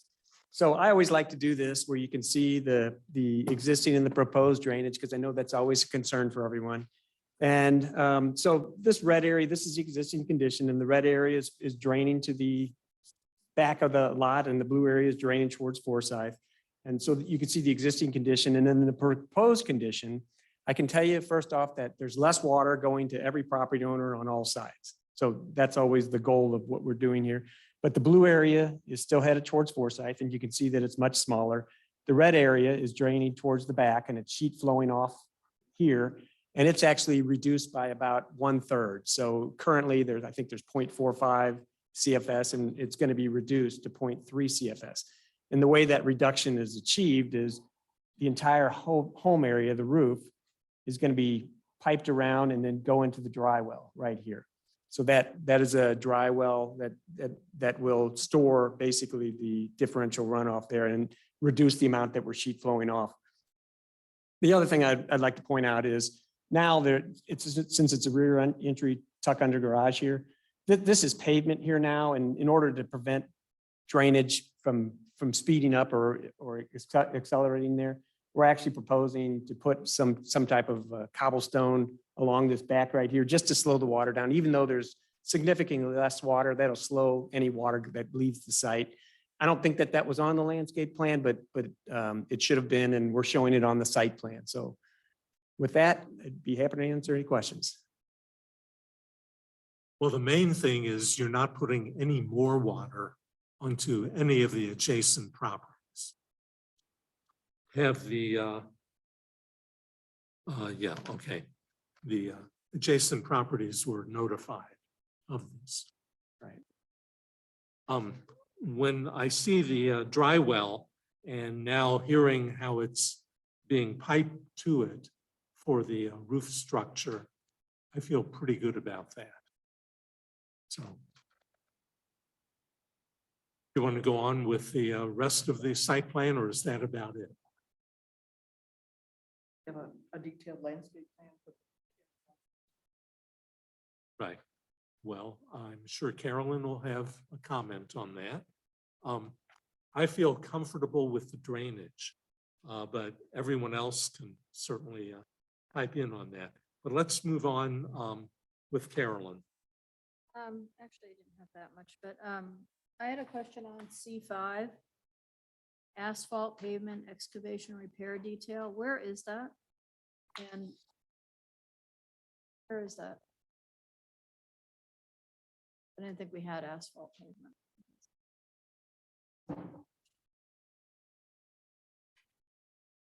Five.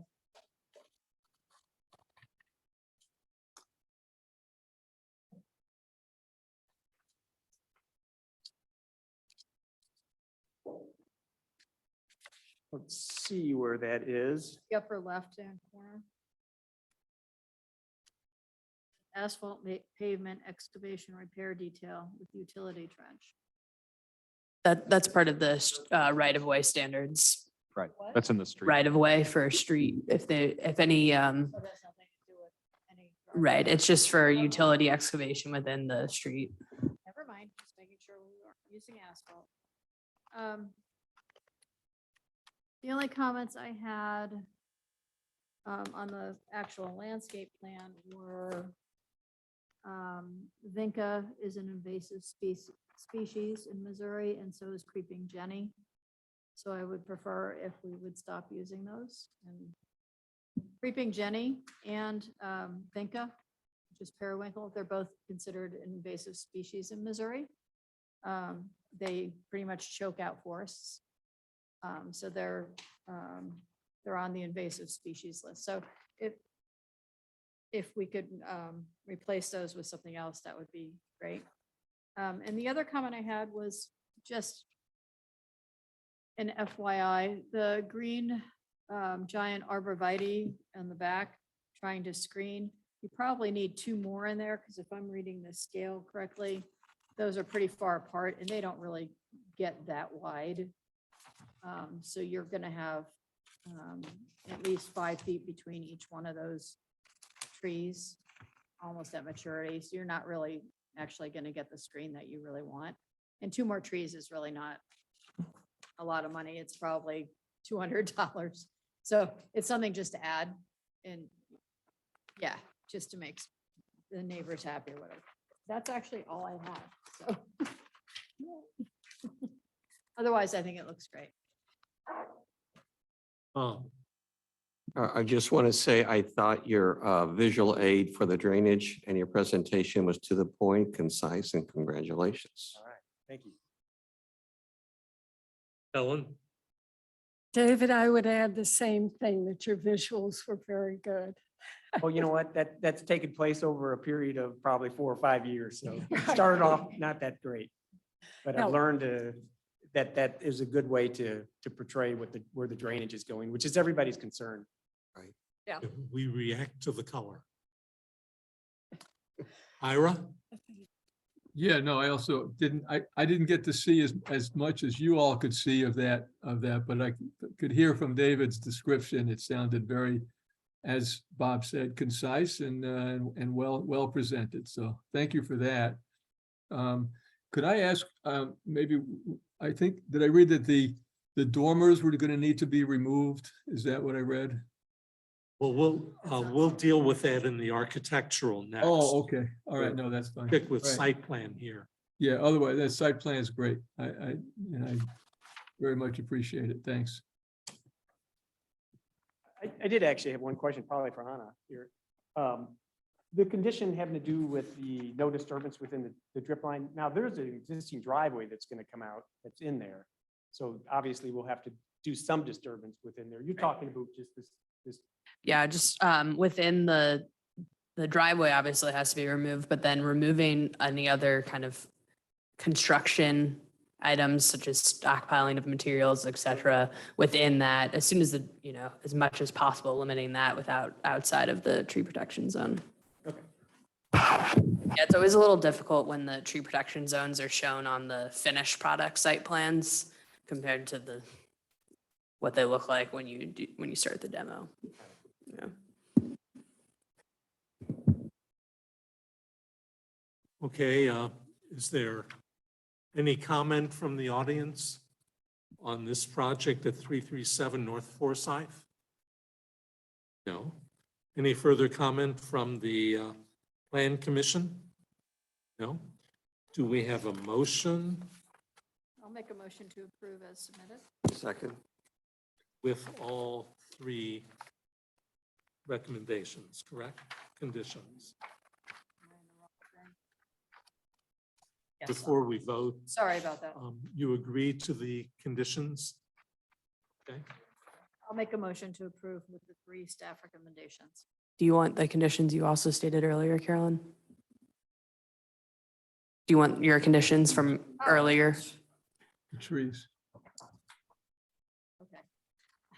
I'll make a motion to approve with the staff recommendations and add a recommendation number 4 stating that the use of vinca and creeping Jenny not be used on the project. Second. All in favor? Aye. Aye. Aye.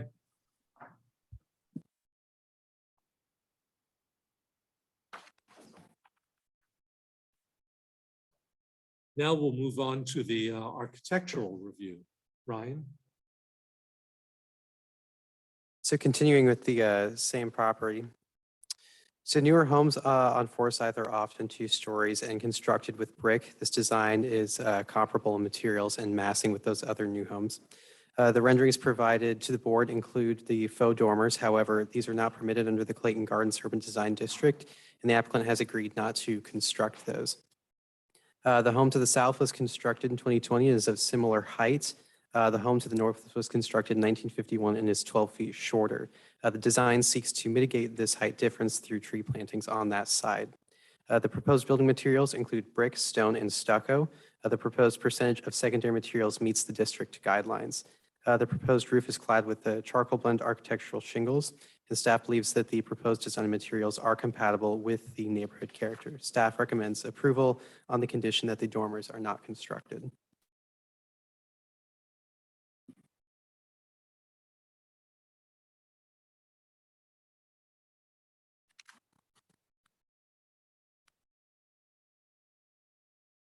So city staff, board members, Chairman Lichtenfeld, thank you all for allowing us to be here. My name is Blair Melman, half of Melman Brothers Development with my brother Scott. And so what I really wanted to address before turning things back over to our architect, Lauren Strutman, is the dormers. I believe there was a little miscommunication as to what our preference is or what our intention would ideally would be, which is we would like to keep the dormers. And so I think there was a miscommunication with that.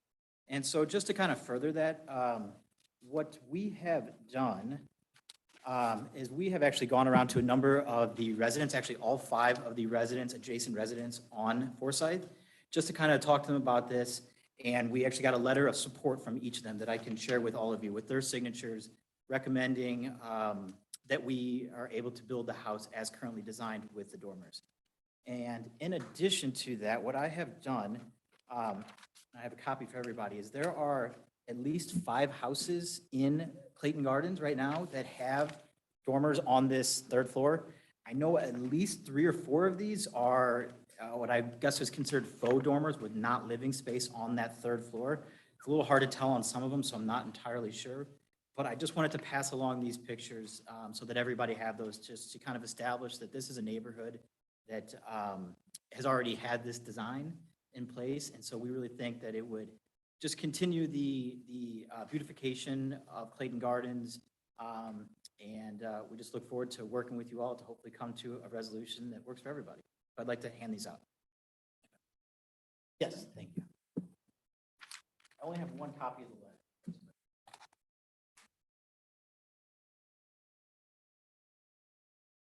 Property address is also listed on the back.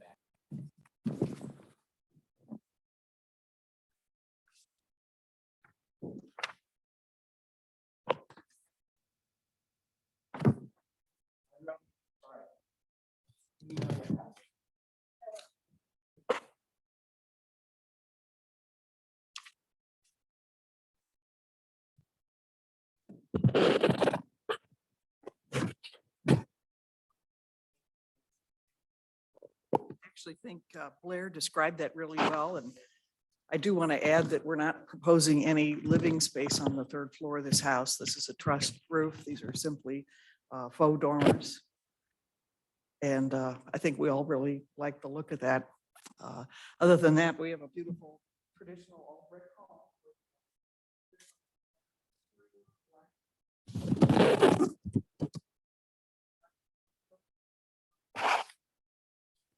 We also have, as you see, actually in one of these pictures passed out, some nice architectural downspouts with scupper boxes on the front of the home. And I think it's a really straightforward submittal that will blend in with the neighborhood, and we're here to answer any questions you have. Okay. It's a nice looking house. To me, it's a little flatter than some of the flat facade compared to some of the recent ones that you've shown us. But let's talk about those dormers. I find each of the dormers themselves okay, but I don't think they relate to the rest of the property. You have a metal roof over the front door, and it's fairly flat, sloped up and on the sides, but we have a curved roof over the dormers, and they just don't seem to fit. Then as I'm looking through the pictures that Blair showed us, most of those dormers are aligned in some way with some windows on the front facade of the building. Not all of them, but most of them appear to be. And these, none of the three align with anything else. And yet the house is somewhat symmetrical. The center portion is asymmetrical in the window placement and the door placement. And to me, the dormer placement, if they are to be there, are just sort of floating around. They just don't relate. I'm sorry? Yes, but nothing else relates to that centering. So I'm not really crazy about the dormers, but I could be attracted to it if they had some other design element that related to the rest of the house design. I don't know if that means a metal roof above it or a slight repositioning of it. Can you make sure to speak in the microphone? It's recording. Thank you. We could do the tops of the dormers with the metal roof to tie into the front porch roof down below. Is it the curves that are bothering you, Steve? When I first saw the curves, I thought, oh, maybe you have a curve over the front door, but you don't. And I actually like the metal roof over the front door. I think it gives it more prominence than a curve would do. It's also more traditional than a curve would be. So I would not change the roof over the front door. Okay. But if we put metal on the curved dormer roofs, is that something that would improve it for you? Would they still be curved or would They would still be curved. Oh, I'm not sure I would be able to see the metal. Okay, or we From could the do ground. a little hip roof, more like the front door over the dormers with the metal roof. That could be possible. Okay. We'll hear what everyone else says. Okay. It's not my decision alone. But then I'm also talking about the spacing up there. I can certainly see centering the center window, but maybe the other two could be spread a little further apart if we need to keep the dormers.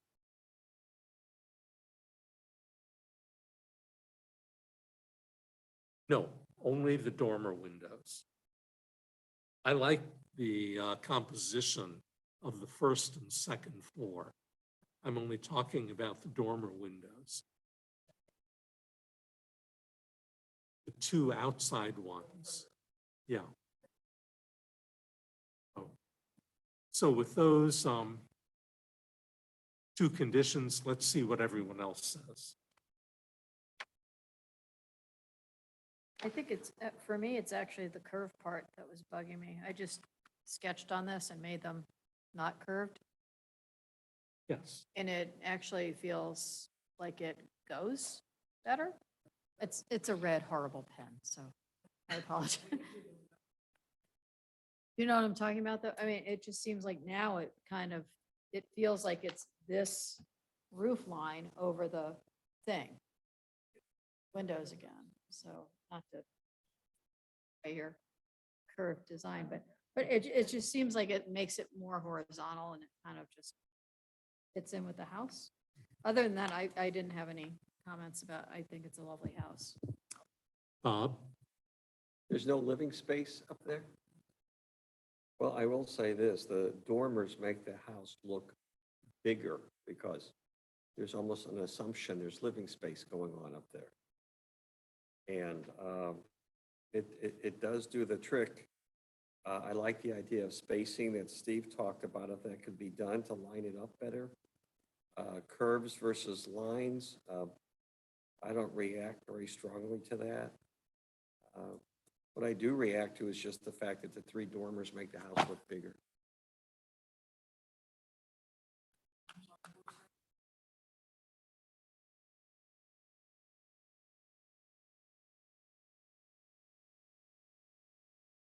You know, you're going to have to talk in front of the mic. But there are a lot of larger homes on Forsyth because there are some larger lots, and this is a particularly large lot at 85 feet wide. I think it's the largest non-corner lot. Helen? I agree with Steve and Carolyn's remarks, and I just sketched with a black pen. Really a hip roof there, I think that it makes the whole front has a very horizontal look. I like it. And the curve just, it didn't work. It needs something, the dormers with the curved looked like they were fakes. Which even though they are, you don't really want them to look like fakes. I think the hip roof will do it on the dormers. Happy to do that. Yeah.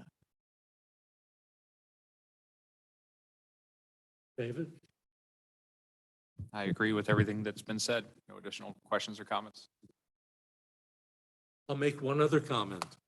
I like the steepness of the roof. As we've talked before, sometimes the roofs are so low that from the street they look like they're flat. Yes. And this one I think will stand out. It will not be as high looking as the rendering when we get down there and stand on the street, but it'll work well. Thank you. Okay, so we have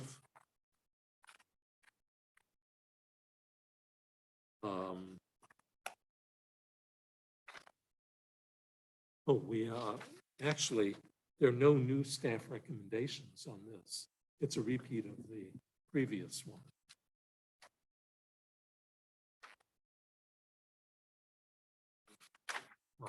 No. Yeah, they are different. Sorry. Yeah, it's only that the roof dormers shall be removed, so we'll have to modify that. Yeah, you would have, technically that would require you approving alternative compliance for the urban design district regulations to allow the dormers. Okay. So the urban design district is what limits homes to 2 stories and specifically states that there should not be any living space above 2 stories, which is what triggered the staff's comment to remove the dormers. So if you allow the dormers, technically you would be approving under alternative compliance the design of dormers. I'll also note that 2 of the homes that they provided images of are not in Clayton Gardens Urban Design District.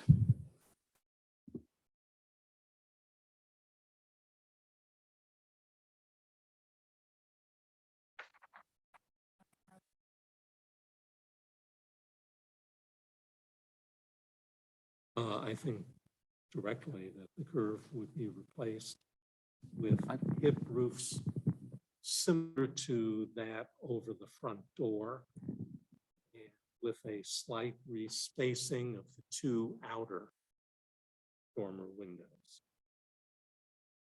Carolyn, just incorporate what he just said.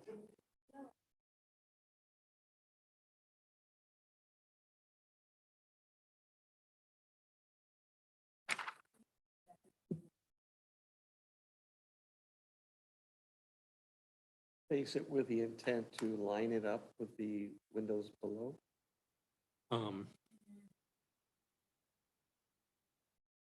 No, the only thing I could say, Lauren, is maybe the one on the right, that would be the north, maybe the north side of it should align with the 2nd floor window below it. Absolutely. So wherever that Mhm. is, then the south window should parallel it. Be equal, correct. Yeah. Okay, I'll make a motion to approve the change of the staff recommendation for an alternative compliance approval from the Urban Design District regulations to approve the dormers with a design change to change from the curved topping, for lack of a better word, to the hip roof design, and to respace, maintaining the center window as shown with the north side to align with the window on the 2nd floor below, the edge of the window, and then the south side window being equal distance as the spacing of the north window. And if we could add one more condition, that no space above the 2nd floor be occupied. That way we can ensure compliance with that Yes. regulation. And- Thank you. Yes, and comply with the regulations that that 3rd floor not be occupied. Second. All in favor? Aye. Aye. Opposed? Okay. Thank you.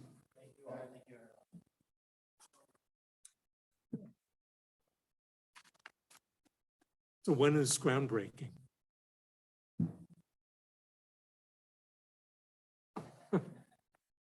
Tomorrow, we'll start working on that. Okay, thanks.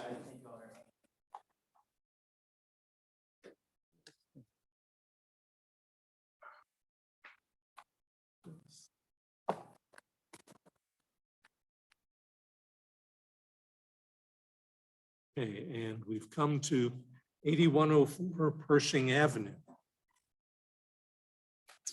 Yes. The subject property is located on the south side of Pershing Avenue between North Brentwood Boulevard and North Forsyth Boulevard. The just under 7,000 square foot lot is developed with a two-story single-family home and detached garage. The property is zoned R2 single-family dwelling district and located in the Clayton Gardens Urban Design District. The proposed project consists of construction of a two-story rear deck, demolition of the existing garage, and construction of a new detached garage. The proposed project does not automatically require site plan review. However, the applicant is requesting alternative compliance for lot coverage requirements. Lot coverage is under the purview of the Plan Commission and therefore site plan review was required. The following is a modified staff report related to their alternative compliance request. In your staff report is the criteria for review related to site plan approval. In terms of compatibility, the project meets the requirements of the R2 and the Clayton Gardens Urban Design District, with the exception of the deck setback and lot coverage. Decks are allowed to encroach up to 12 feet into a rear yard setback when located at or below the first level of the structure. The first floor of the deck is in compliance.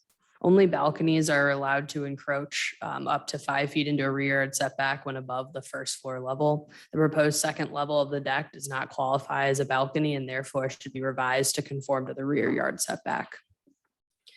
In the Clayton Gardens Urban Design District, lot coverage is limited to 40% of the total lot, with additional coverage based on the design and placement of the garage. A detached garage warrants an additional 15%, allowing the maximum lot coverage for the subject property to be 55%. The proposed project would result in 59.5% lot coverage, which is above the maximum. The zoning code grants the Plan Commission authority to approve modifications of up to an additional 5% over the impervious coverage requirement unless the property is located within an urban design district. As the subject property is located in the Clayton Gardens UDD, the applicant has decided to pursue alternative compliance. The front yard coverage conforms to the regulations.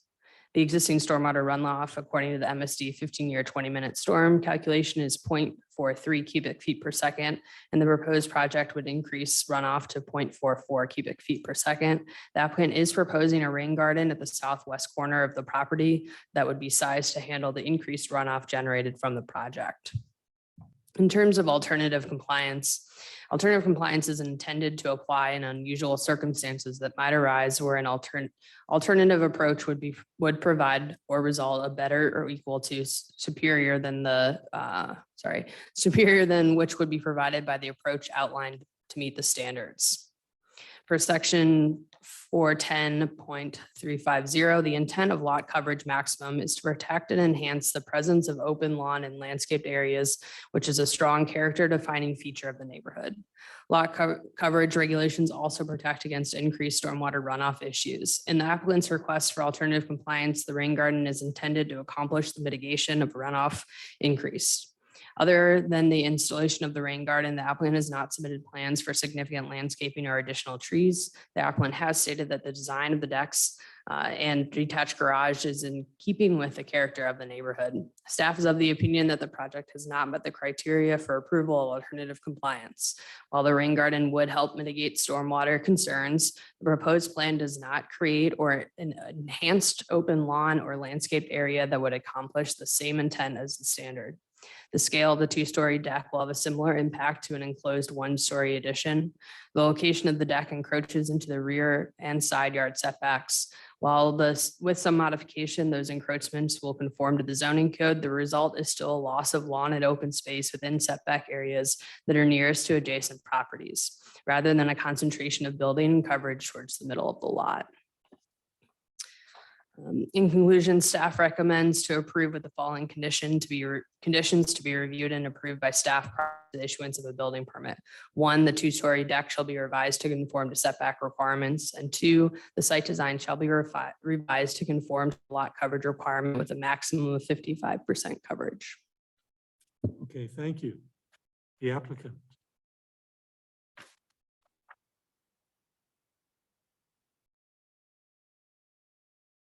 Good evening. My name's Steve Hunsicker. I'm with 527 Architects, and I'm the architect for the project. And then the Radels here are the property owner.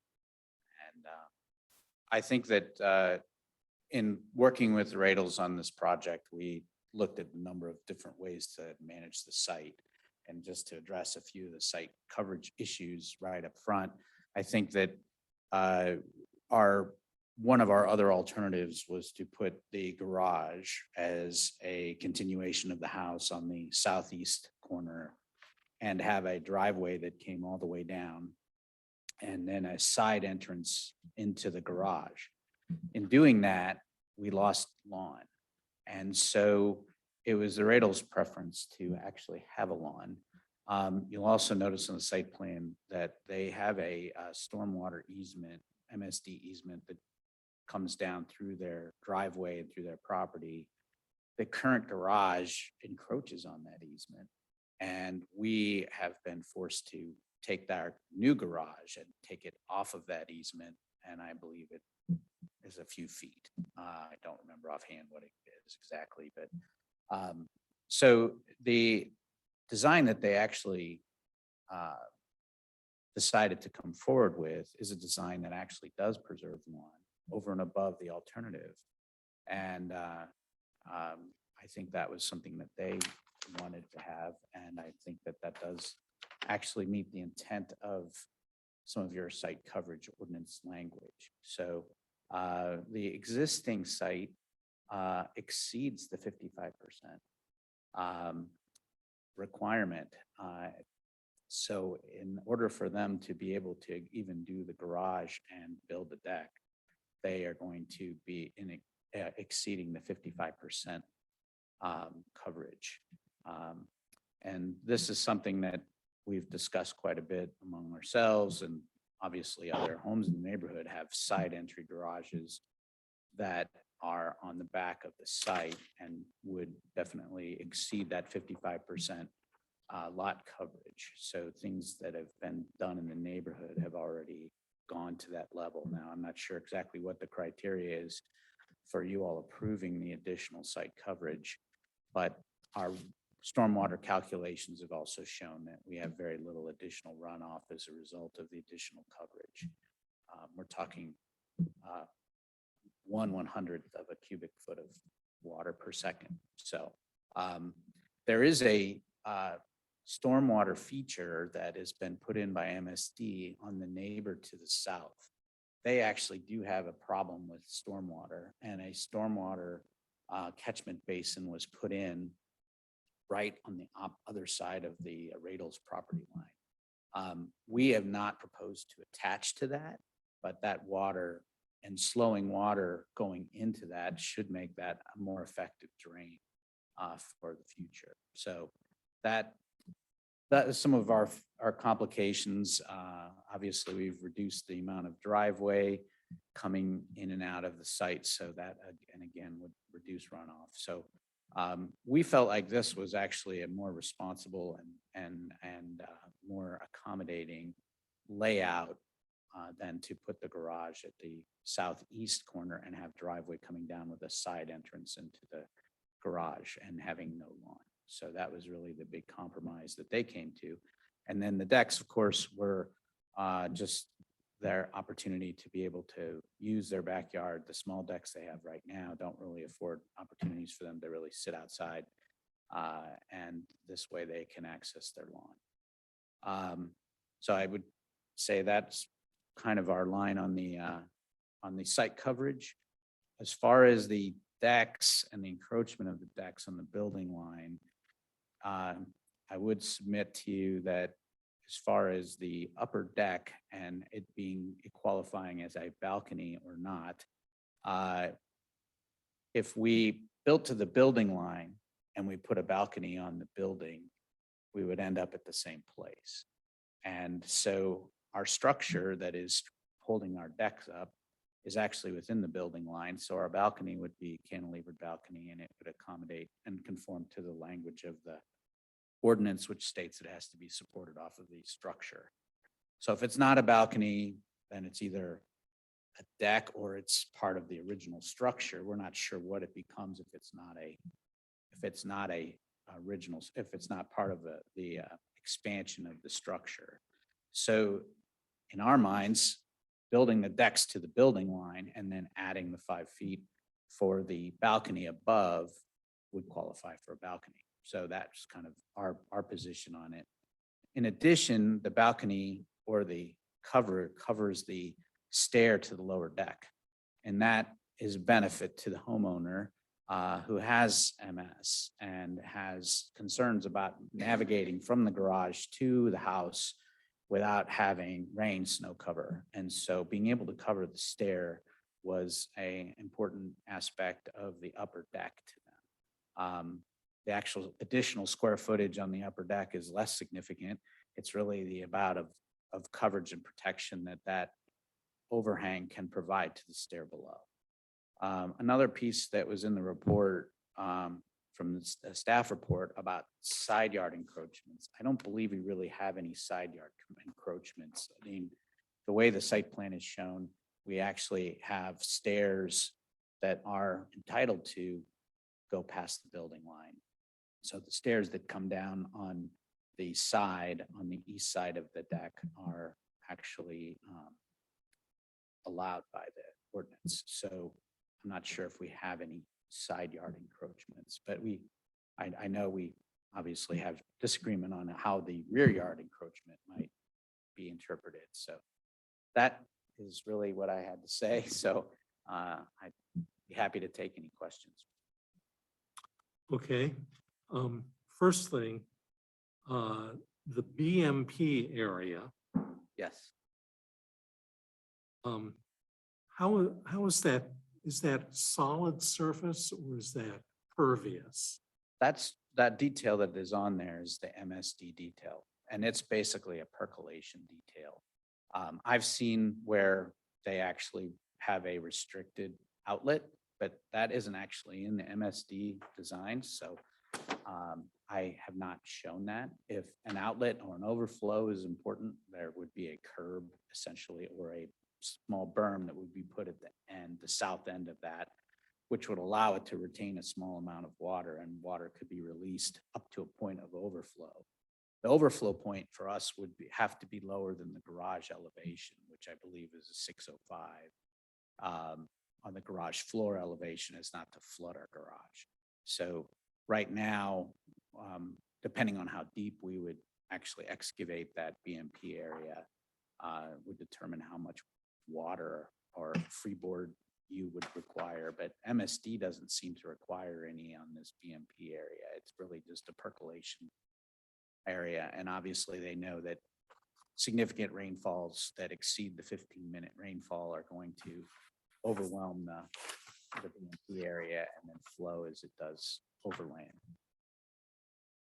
So that entire shaded area is permeable? Yes.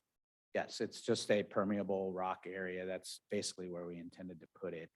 As far as volumes for the BMP area, there wasn't any particular calculation. And it actually, the stormwater calculation from MSD didn't really require any because our stormwater differential was so low.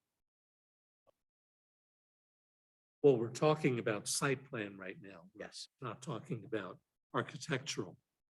The garage is quite a bit larger, the proposed one, compared to the existing. Yet the driveway looks like it has less square footage than the existing. Is that correct? Yes, and I think that's one of the issues is the entrance into the garage is very difficult. We've actually shown on the site plan or on the plans that we're going to actually park the cars at an angle because we literally can't get the cars square in the garage. So that is one of the compromises that the Radels were willing to make just because the garage provided some modest amount of additional storage by being a larger garage. With that, the driveway gradient is going to have to be carefully monitored there. We've shown a trench drain crossing the driveway there to try to intercept stormwater that's coming down the driveway and divert it into the BMP area. And so that is true. We have less driveway paving. We're going from a 9-foot, so for approximately 9-foot driveway down to or 10-foot driveway down to a 9-foot driveway. Yeah. So we are reducing the width of the driveway in order to try to get to within the or get to below 60% of site code. Although the driveway is moving to the west. Yes, the driveway is moving to the west. We're trying to create a green strip there along the house because the driveway that's currently there actually butts up against the house. And we think we can mitigate some stormwater and issues into the basement by moving it away, keeping it away from the house, because the natural grade or the grade that meets the house, we don't want to expose more foundation that's already exposed. So we expect that there'll be some slope grade between the house and the driveway once the driveway grade gets met. Well, I could not figure out the grades on Yes, the drawing. yeah. So We haven't shown any new gradient grades on the drawing. We haven't completed an actual grading plan for this project. We're basically just looking at site coverage. So that's basically what we've got today. Well, I made that comment because I believe the houses on the south side of Pershing are higher than the houses behind them. Yeah, the houses on behind you. on Yeah. University. Yeah, I is it? think so. Yeah. Right. So yes, that's true. We'll They are get higher. So I'm really concerned without seeing a civil study of where the water is going about going forward with the site plan until we can see that. That's my main comment on this. I have some other comments about the circular stair being outside, but I'll leave that. Let's see, site plan review. What other comments we have? Besides what Steve has already mentioned. So you're saying the BMP is all a rock area? Yeah, I put a detail on there that is MSD detail. It basically. No, I has- see that, but it has grass. Yeah, there would be succulent and water tolerant plantings that are put in there. We don't have a landscape plan at this time, so we're basically just proposing that that's the general Well, intent for that area. I encourage the owners to go to Grow Native. And also MSD does have a link to rain garden plants. And when you pick natives, the root system goes very deep because they like our soils. So they will actually hold that area more so than just lawn or whatever. So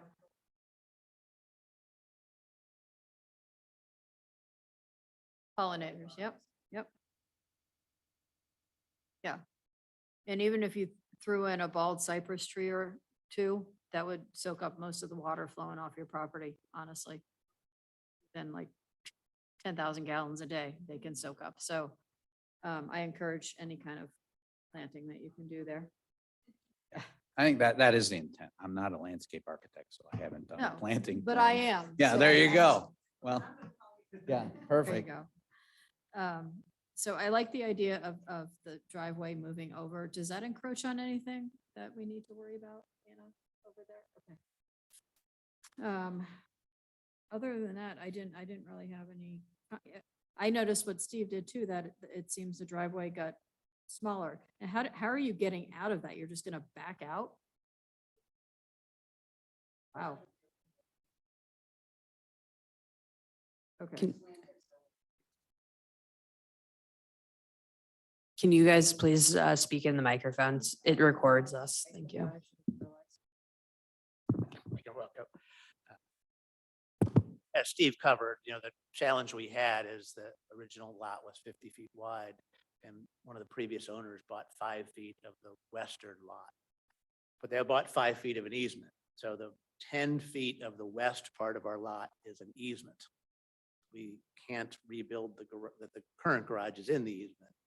We can't rebuild put a new garage in the easement. So that caused us to move over It caused the garage to get wider because Steve's calculation showed we couldn't back out and straighten the car. So we have to back out at an angle. As my wife said, we have been backing out for 25 years. So we've lived in the house. But that was another reason to get the driveway a little removed from the house itself, because backing out, you don't want to hit the chimney. So we're, Yeah. No, I think that's nice. That was the only comments I had. Bob? No questions. Ellen?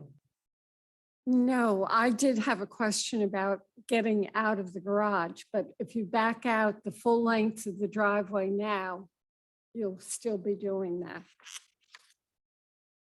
Now, other than what Steve said, I'd like to see more about what's happening with the water. David? I don't think I have anything new to add. I think it's difficult to consider the alternative compliance for the overall lot coverage when we don't have the landscape plan and we don't have the drainage information in front of us. So again, nothing new there as far as a comment. Well, to go forward, I think David summed it up pretty well. We need some more information. Okay. And I would recommend that we table this to a future meeting where we could see both the drainage with the topographical lines as well as the landscape plan. Oh, and I think that would probably resolve our comments, but it would not take a look at the alternative compliance. But I think we would need to look at that when we look at everything at once instead of part tonight and part in the future. The alternative compliance, I thought there was language that suggested that part of that was based on landscaping or improvements to the front yard or the street side. And since most of our stuff is in the rear yard and the back, are we making any progress there if we show you a landscape plan of the rear yard?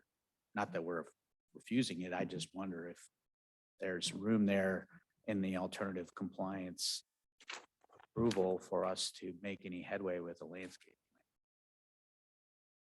Well, I saw the landscape being mainly in the backyard. Yes, we Where? did too. We're not doing any work in the front, Right. other than just the driveway. So that was just my comment. Well, I'm happy to provide a landscape plan and I'm sure everybody would like to see one. It's just that if the alternative compliance language is about the front yard and our improvements to the front yard, I wonder if No, the alternative compliance is related to the backyard.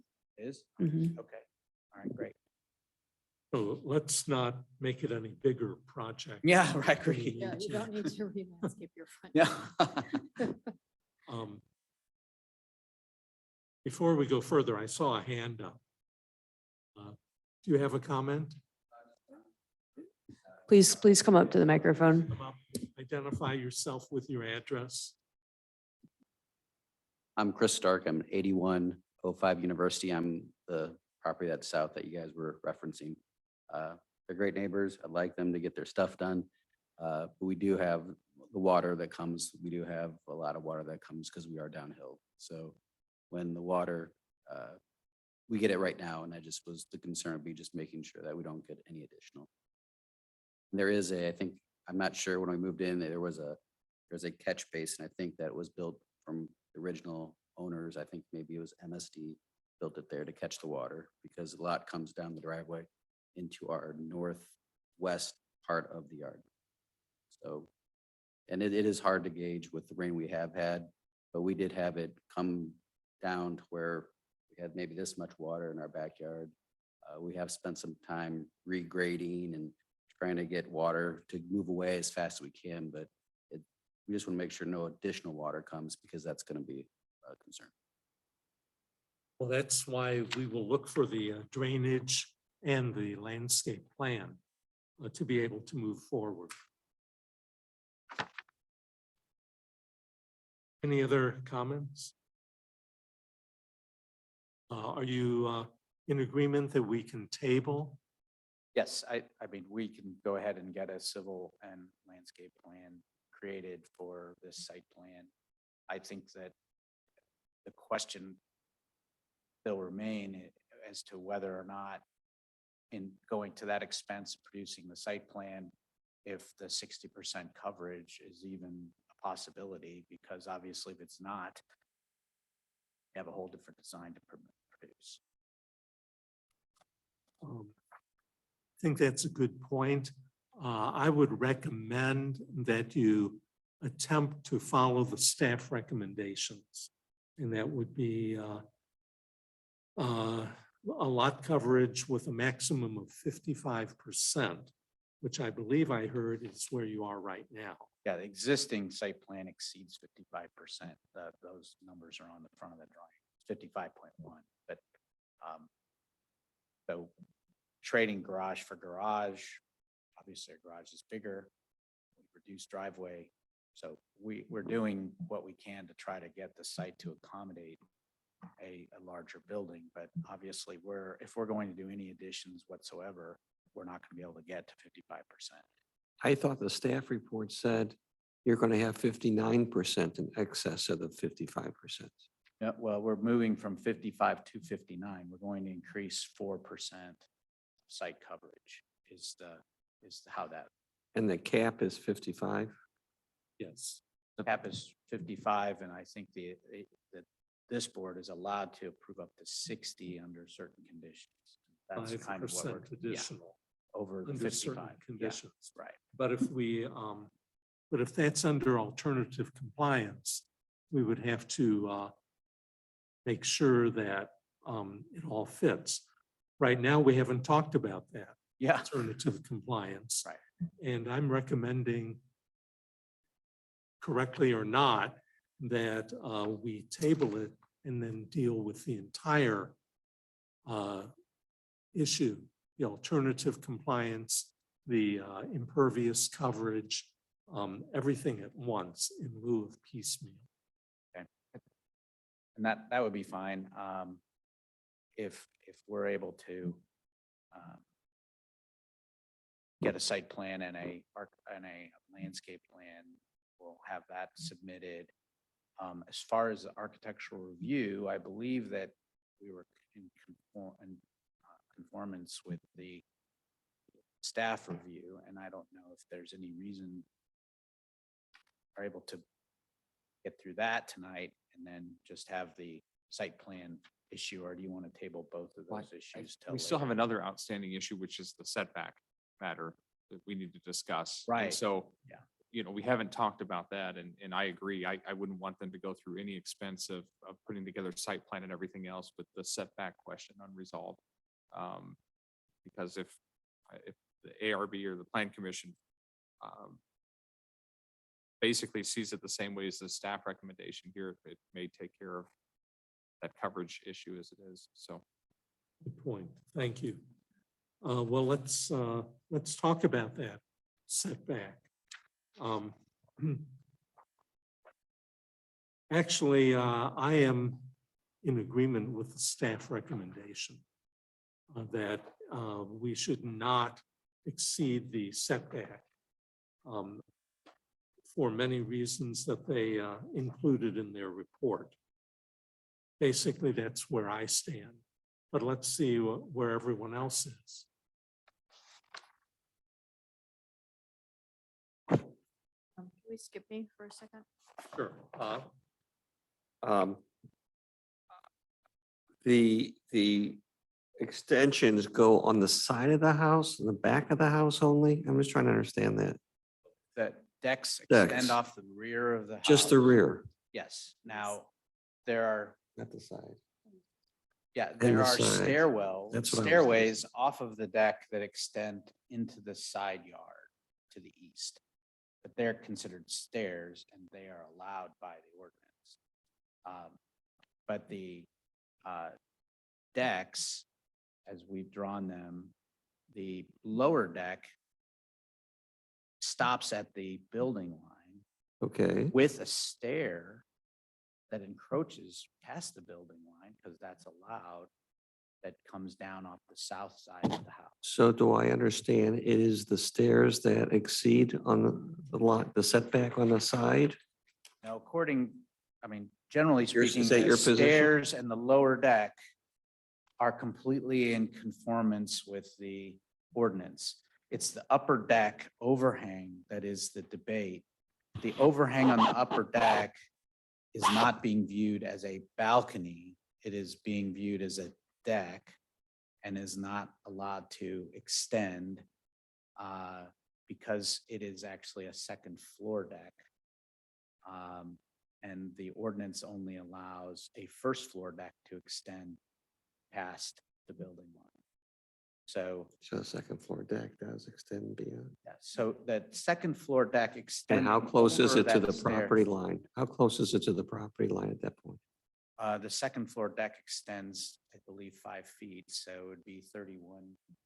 We're at 26 feet from the rear property line. I personally think I could have a problem with the side on the second floor. I'm sorry, I didn't. That would concern me. That would concern you Yes, on the to side. have the Right, side on the side. on the side for a neighbor to the sides, having the deck extend south. Right. Okay. I will just state that staff's interpretation is within your packet of how the code should be applied to this design. Appealing staff's interpretation of the code is actually a Board of Adjustment matter, not Architecture Review Board or Plan Commission matter. Okay, it's good to hear. I have nothing else. I would agree with the staff. The setbacks need to be observed. David, did you have any other comments? No, I don't think so. I think that kind of sums that up. It really comes down to an interpretation of those definitions and the regulation itself. And if we want to deviate from the staff determination there, that would be the Board of Adjustment that would ultimately make that decision. Okay. I do have another question, Steve, and that when I'm looking at the various elevations on A3 and then relating it back to the plan on A1, because I don't see any other architectural plan. On the east side of the 5-foot building setback, I see the circle, which is the circular Connecting stair stair, coming yes. from the second floor to the first floor deck. And I don't see on the plan where the stair is from the first floor deck going north down that I see on the east elevation. But I can figure out where it is from Right. that east elevation. And it is probably at the southeast corner of the house addition. It is. So on the site plan, I have highlighted in yellow the decks, and you can see this stair. It's not drawn as a stair, just shown as a yellow box going down the east side of the house, Right. extending past the southern end of the existing house. So that's, yes, that's right. But then there is from the the first step of that stairway going down the east side of the house to the circular stair Yes. is part of the deck. Yes, there is a landing there to get to the, so yeah, that would be Is part of the deck. well, is the landing at the top of the stair part of the deck?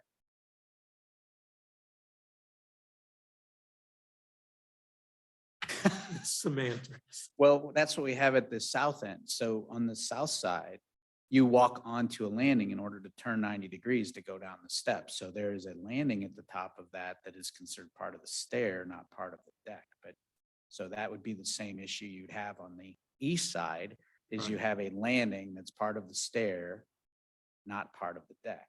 So that's how that was drawn. So yes, again, another interpretation issue. So Um, Well, I'll go back to, I am in agreement with the staff recommendation at this point. And I just see a lot of areas that seem to be over the setbacks and over the impervious coverage. Certainly the drainage plan and the landscape plan may help us understand part of it. But I think we may have a problem with those setback requirements. Well, right. So as far as we're able to determine, the only setback requirement that we violated is the second floor. So you're suggesting we might have others. I don't know where they are. Well, it depends on the interpretation if the stair. Yes. Yes, and that gets to this issue of a landing, a stair landing, Right. being a part of that or not. I don't, Staff interpreted the landing as part of it. So you get off of one stair and then you travel to the next. So the recommendation based on the staff recommendation is to revise for the rear yard setback, but the stair encroachments are permitted by code. So the landing for the stair is part of the stair. Correct. It is not a part of the deck. Correct. Okay. And the encroachment of those is allowed. It was part of the discussion piece within the staff memo for alternative compliance, even though it is a permitted encroachment, the stairs and the landing that's required by code as part of designing the stair. Those are encroachments that are permitted. However, they just, and when you look at it in whole of what is being requested as part of alternative compliance, it's an example of encroachments within areas that are traditionally reserved for, non-built space to allow for the open space. So that is one of the areas that was called out and identified by staff in the report. There are multiple stairs from this deck. Part of one of the stair structures encroaches into a rear yard setback, which is permitted, but located towards the middle of the lot. The other encroachment of the second stair that's part of the deck encroaches into a side yard setback. Well, I'm not in favor of encroaching into the setbacks, except where it's allowed. So, well, and that's kind of what I'm kind of nervous about is because it sounds like you're not in favor of it, but that ordinance says it's allowed. So I don't know where to go with that. well, it seems like it could be allowed on the south stair, but not on the east stair. The stairs, both of the stairs from the deck, there's stairs that are encroaching into the side yard setback and in the rear. Both are permitted encroachments the way the code is written. However, they are duplicates. So now we have two sets of stairs to the same deck. So that's where it kind of comes into play when we talk about the density of development on a lot, the setbacks, the coverage requirements. If somebody built out every inch that's allowed per encroachments and setbacks in buildable area, they would be far over the lot coverage permitted. So that's where there's trade-offs. And that's where I think where staff calls out some opportunities for redesign, where maybe not all of the encroachments are necessary, and that would reduce the coverage and ultimately allow the design to comply.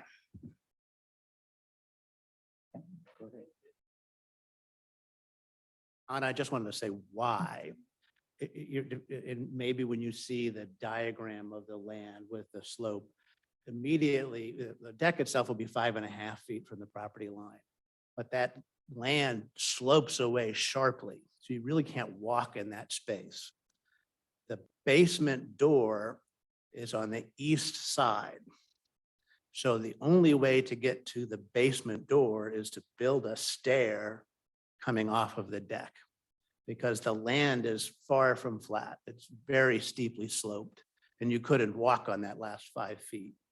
So that was the reason why we had an extra stair, as you called it. We needed a way to get to the basement door.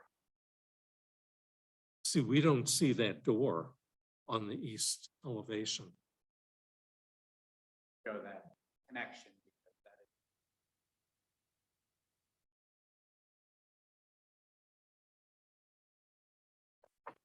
Well, I do think you need to do a little redesigning.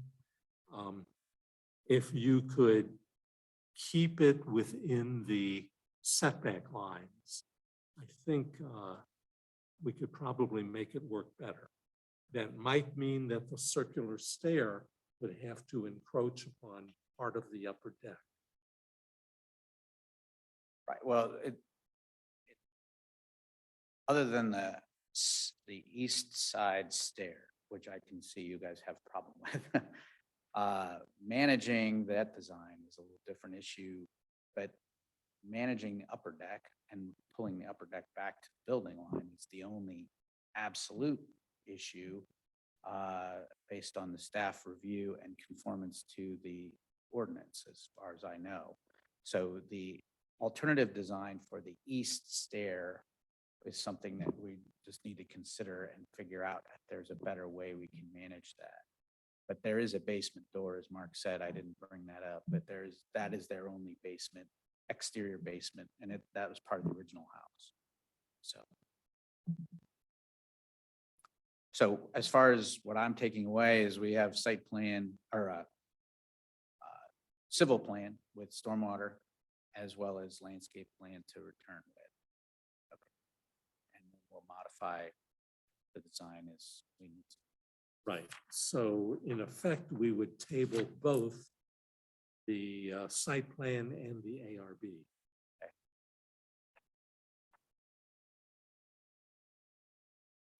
Is there a time frame for either of those plans? Is there an expiration date on the tabling?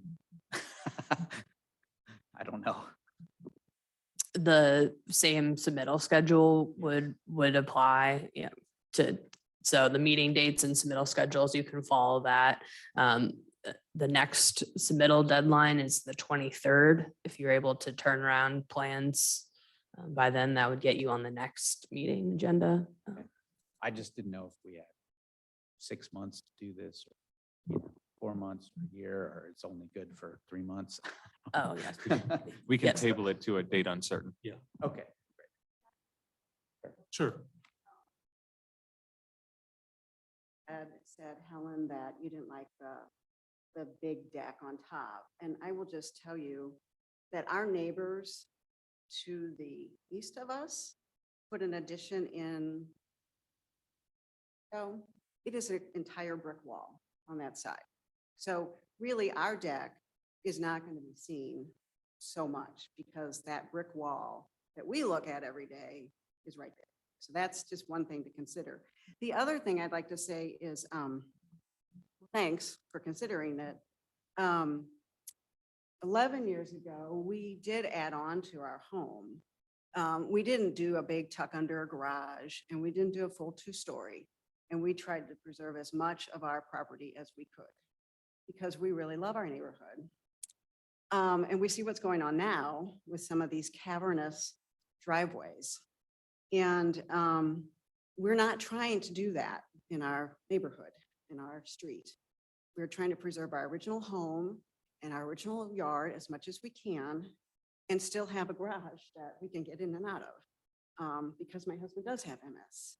And I would like it to be easy for him and me as I get older to get in and out of that garage because we like to stay in our home. So I hope you will also consider that when you consider this. And I hope we're not spinning our wheels trying to get our 59.1%, 4% additional coverage, especially when I see some of the things that are approved and how the houses are starting to look a little cookie cutterish in our neighborhood in Clayton Gardens. So thank you. Okay. Thank you for your comments. Okay. Anything further, Steve? No, I just will get back to you with our site plans. Okay, we'll vote on tabling it to a date uncertain. Okay. That's your motion. I'll make a motion to table until a date uncertain. Second. All in favor? Aye. Aye. Okay, thank you very much. All righty.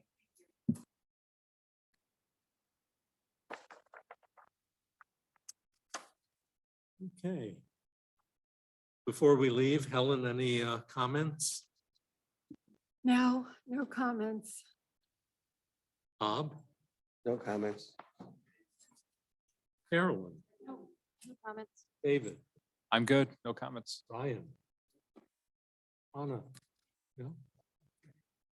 Well, thank you, everyone. A little longer than we had imagined, but that's where we are. So we'll see everyone on September 6th. Is that the day? Have a good holiday and the rest of summer.